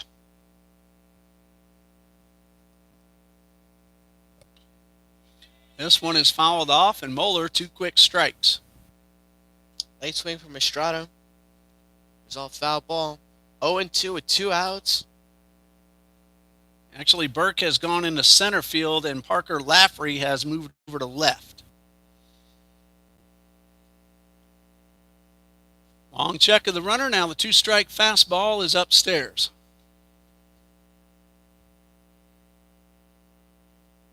So ball and 2 strikes. Eagles will have 4, 5, and 6 due up in the bottom half. Line drive into center. Base hit. Burke picks it up quickly, holds the runner, and the throw is cut off. Lucas again, after the first 2 men are out, this is the 4th inning in which Atlantis has scored after those first 2 outs. It seems like a reoccurring situation for Atlantis. You know, it doesn't mean that they're not comfortable with no outs, but as if they have better confidence when they're up with 2 outs. Yeah, they turn the first 2 outs into runs. Again, 4 times here in game number 1. First pitch to Barado is a strike. He had an RBI double in the 3rd. He is 1 for 3. 6-3 Atlantis. Moeller takes a long look, shakes off a few signs, gets one to his liking. Estrada at first, good lead, not going, and a breaking ball low and outside. Runners in the corners for Atlantis. 2 outs. Score 6-3, trying to end this inning as quick as possible. 2 balls, no strikes. Estrada takes off early. Moeller's going to step off, looking back, throw to Hickey. And the throw will eventually not be made, as Reeves had a little trouble getting the ball out of his glove, and Hickey applies a tag. A run scores, and as we go to the bottom of the 6th, it is now 7-3.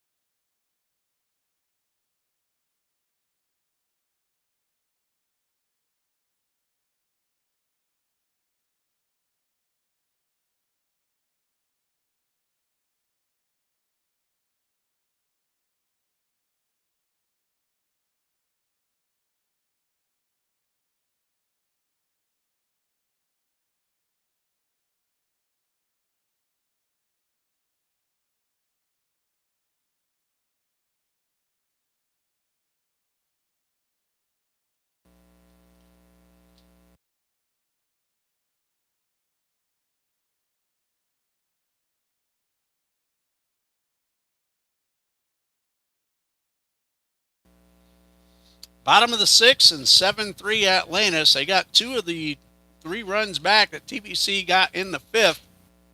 As we said a couple times already, after the first 2 men out, Atlantis 4 times today have gotten runs. It'll be Hickey, Fernandez, and Sepulveda due up in the 6th for TBC. Rodriguez gets credit for a steal of home. And Estrada, the play went 1-3-4-3 on the putout.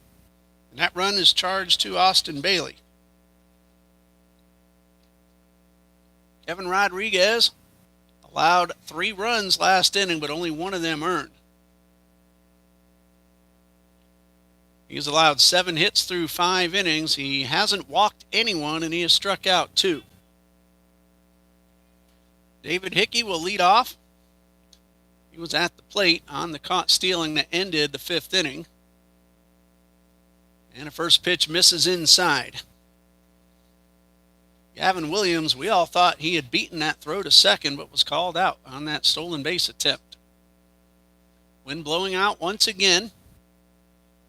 And the 1-0 to Hickey. Line drive ripped down a left field line over the head of Masteelier and off the fence. Hickey around first. He will pull on into second with a leadoff double. He gets a little bit of launch angle. That ball's gone. Well, you said a long chain, but I mean that ball was ripped into left field. Just past the left fielder. Little luck, but got him to second for a double. That's hit number 9 for TBC. Again, they got to Rodriguez in the 5th. Got a little bit of help from the defense and turned that missed fly ball into a pair of extra runs. Jordan Fernandez is 1 for 2. Chance to drive in a run and pull TBC a little bit closer.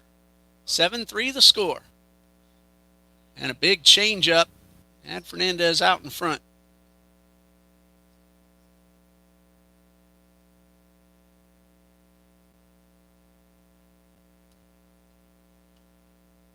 One strike to Fernandez, and this one misses low. Kevin Rodriguez, I believe he's looking for his first win of the season. And that is correct, according to the stats page. That one is low and inside, but I don't think the stats page is correct, because the Atlanteans have played 41, now 42 games counting this one, and only 1 pitcher's been credited with a win. They've won 18 times. High pop up, shallow right field, should be caught, and Suarez backpedals and puts it away. Brings up Colin Sepulveda, who is 1 for 2.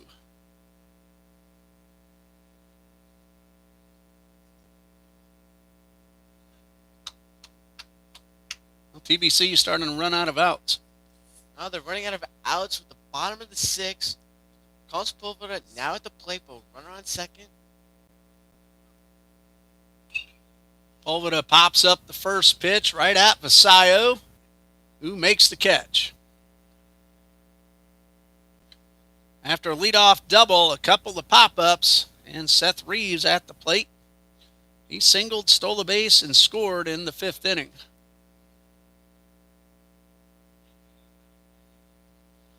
Hickey led off with a rifle double, one hopping the fence down the left field line, and he's still there 2 outs later.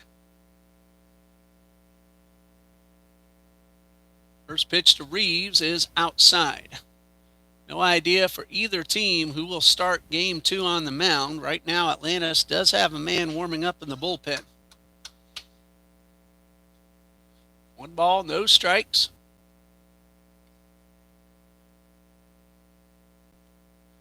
And this one misses outside.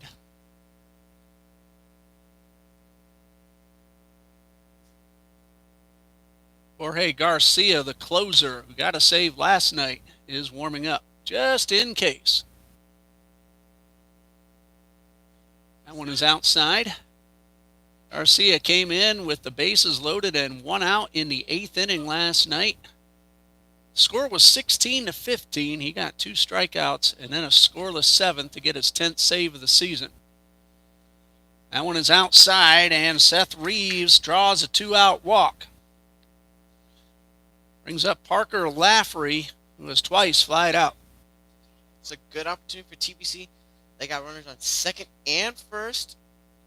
They do have 2 outs, but if a good hit can keep the score a lot closer.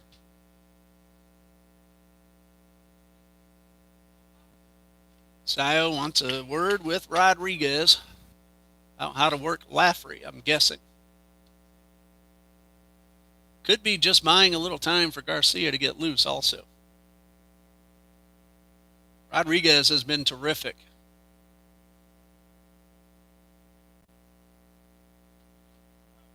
Just 1 earned run.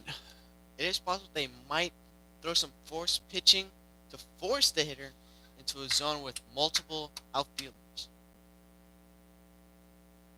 Here comes the first pitch to Laffery. Little looper into center. That's a base hit. Here's a runner around third. He's going to be held up.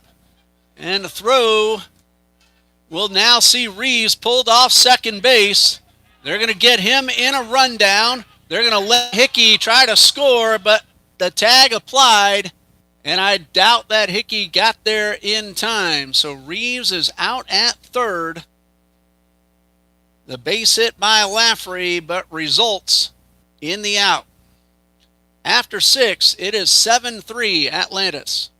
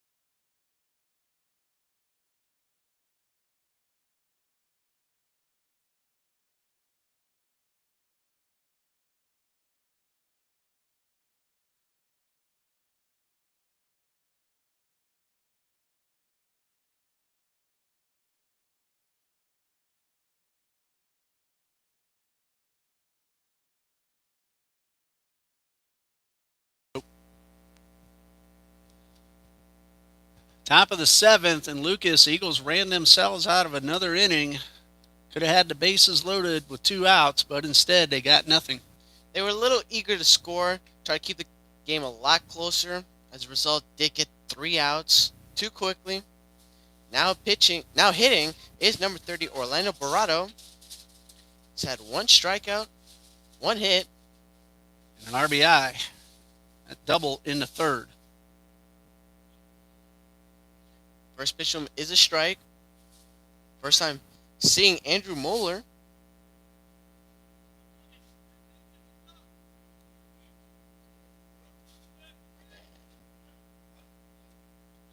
So 1 strike.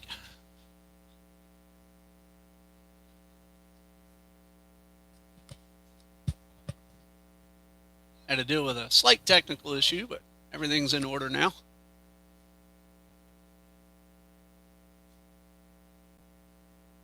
From the stretch. I think Mueller got a break on that one. It looked a little low, but he got the strike called. So 0-2.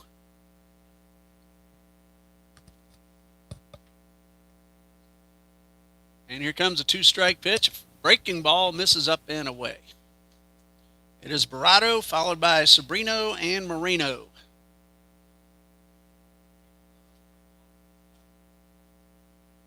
Ball and 2 strikes. And that one misses low. Counts 2-2. Again, once this game ends, we'll stop the feed and start a brand new one for game number 2.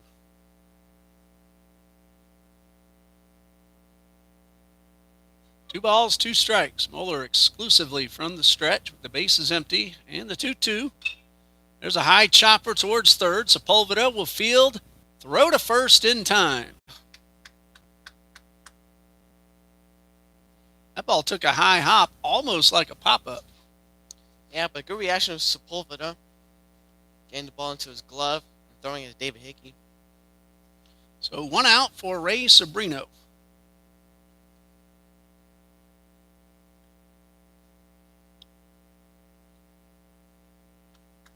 Moeller 1/3 of an inning, now 2/3 after the out, 1 hit allowed.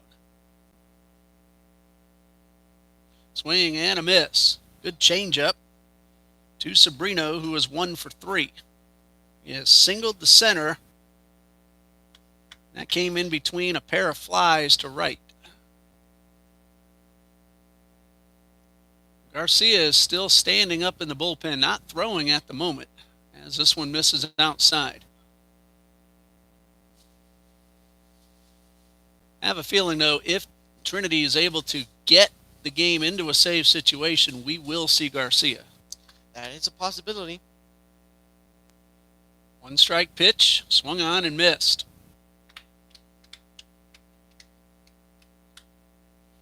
Nothing in 2.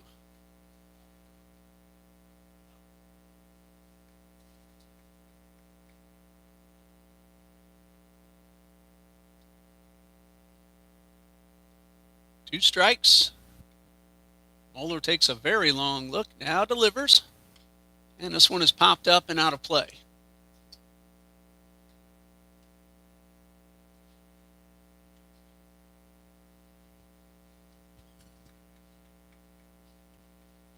Count remains 0-2.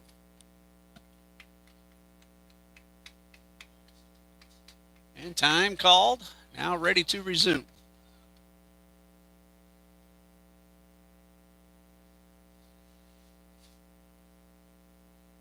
No balls, 2 strikes. Looper into short left field. This ball is going to be caught by McGann. A terrific catch. And he also had Parker Lafferty barreling down on top of him. Terrific concentration by the Eagles shortstop. Concentration, reflex, and concentration to catch that ball and keeping it with 2 outs. And this brings up Eric Moreno, who is 1 for 1. He's also walked and been hit by a pitch. 2 outs, bases empty.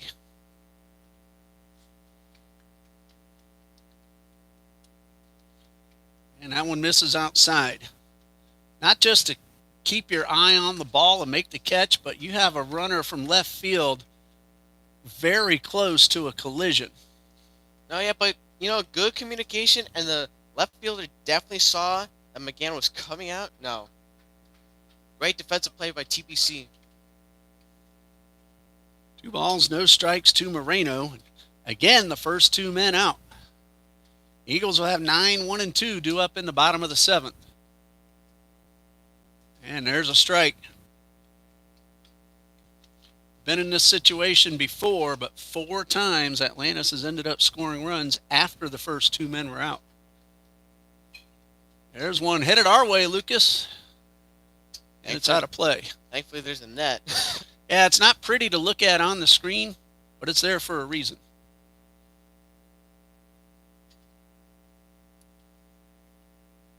Two balls and a strike. 2 outs, bases empty.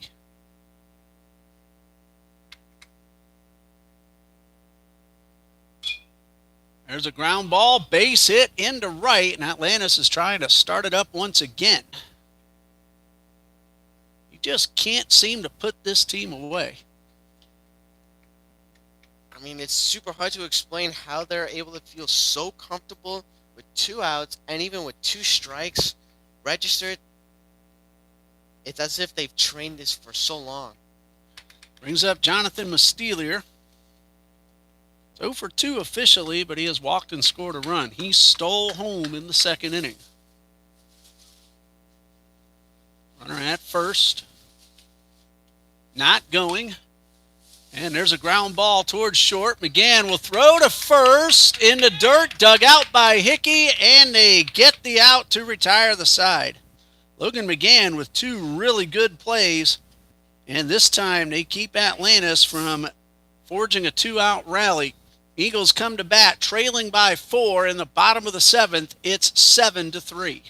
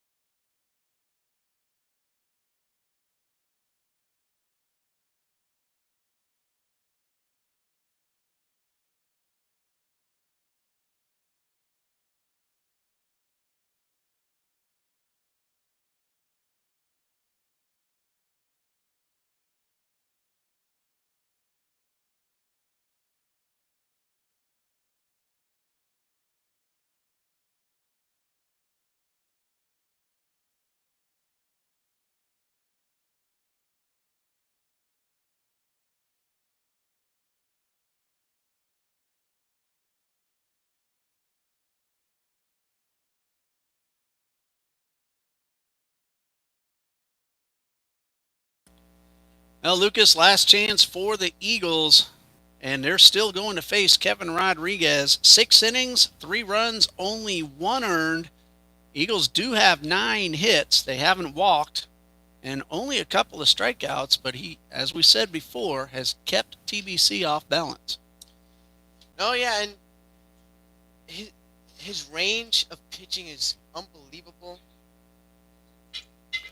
Now, it's not a save situation for Garcia. He is throwing again in the bullpen. If TBC gets 2 men on, that would be a save situation. I'm certain we would see Garcia at that point. Jack Musgrave will bat for Logan McGann as a pinch hitter to start the bottom of the 7th, followed by Ongst and Burke. First pitch to Musgrave is inside. So Musgrave gets an at-bat. First time we've seen him in the series.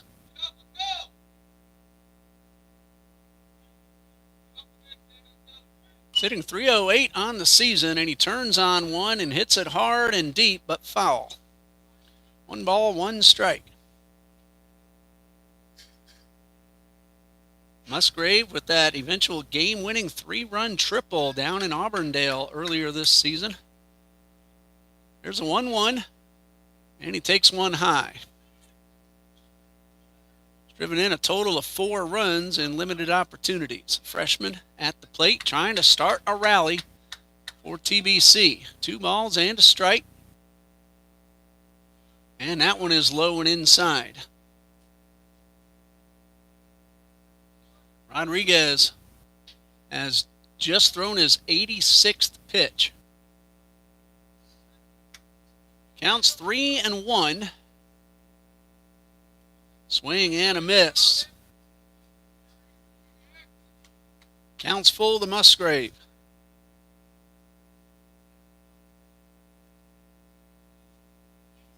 Three balls, 2 strikes. Got him swinging at a sinker, and there's 1 away.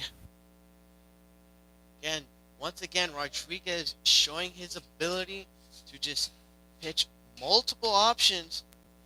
And again, confusing Jack Musgrave, thinking it was in the box. Curled out for a curveball. Strike 3. So 1 out for Ryan Ongst.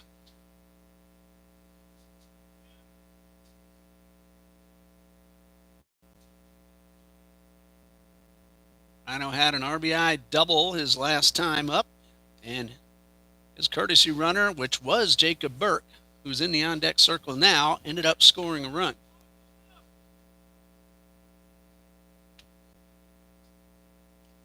And that one caught the outside corner.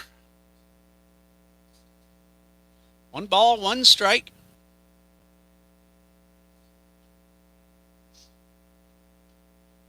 Rodriguez delivers and misses outside.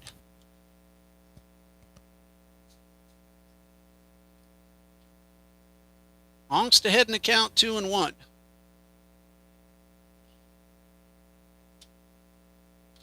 And this one is popped up and out of play.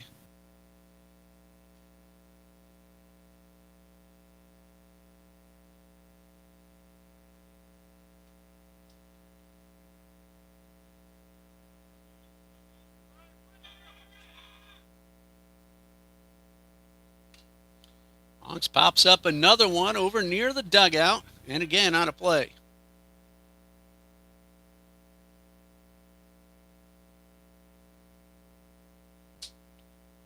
Ball and 2 strikes to Ryan Ongst.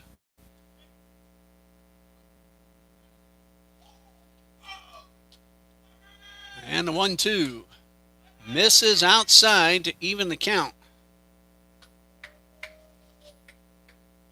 Jacob Burke on deck, followed by Williams, then Hickey, should the inning go that far.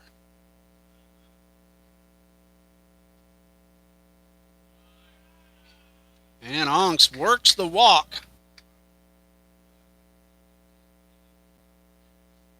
So TBC has a base runner, but they need a couple more to bring that tying run to the plate.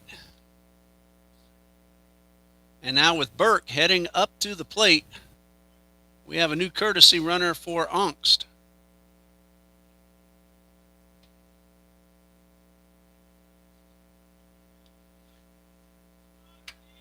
Lucas Rizzardo running at first. Just called up from the JV roster last night. First pitch to Burke, outside.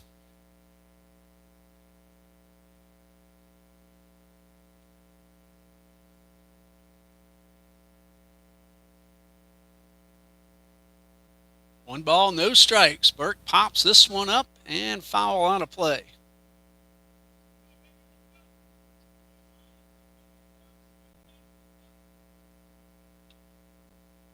Sato got into last night's ball game as a runner.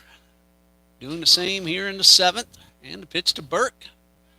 That one dips low. That's ball 2. One more base runner does make it a save situation if Garcia comes in. TBC using every opportunity they can. Hopefully to score. There's a chopper towards short. Granato to second for 1 to throw to first. In time, double play. That's the ball game.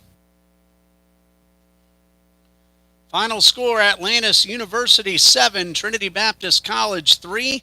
Kevin Rodriguez, the winner. He goes the distance. He allows 3 runs, 1 earned on 9 hits. He walked 1, and he struck out 3. I don't have his updated record, but the Atlanteans now 19-13 on the season, and Trinity Baptist falls to 11-18. The loser is Jacob Brigman with 4 innings, 4 runs all earned on 6 hits, 1 walk, and 3 strikeouts. Brigman is now 1-3.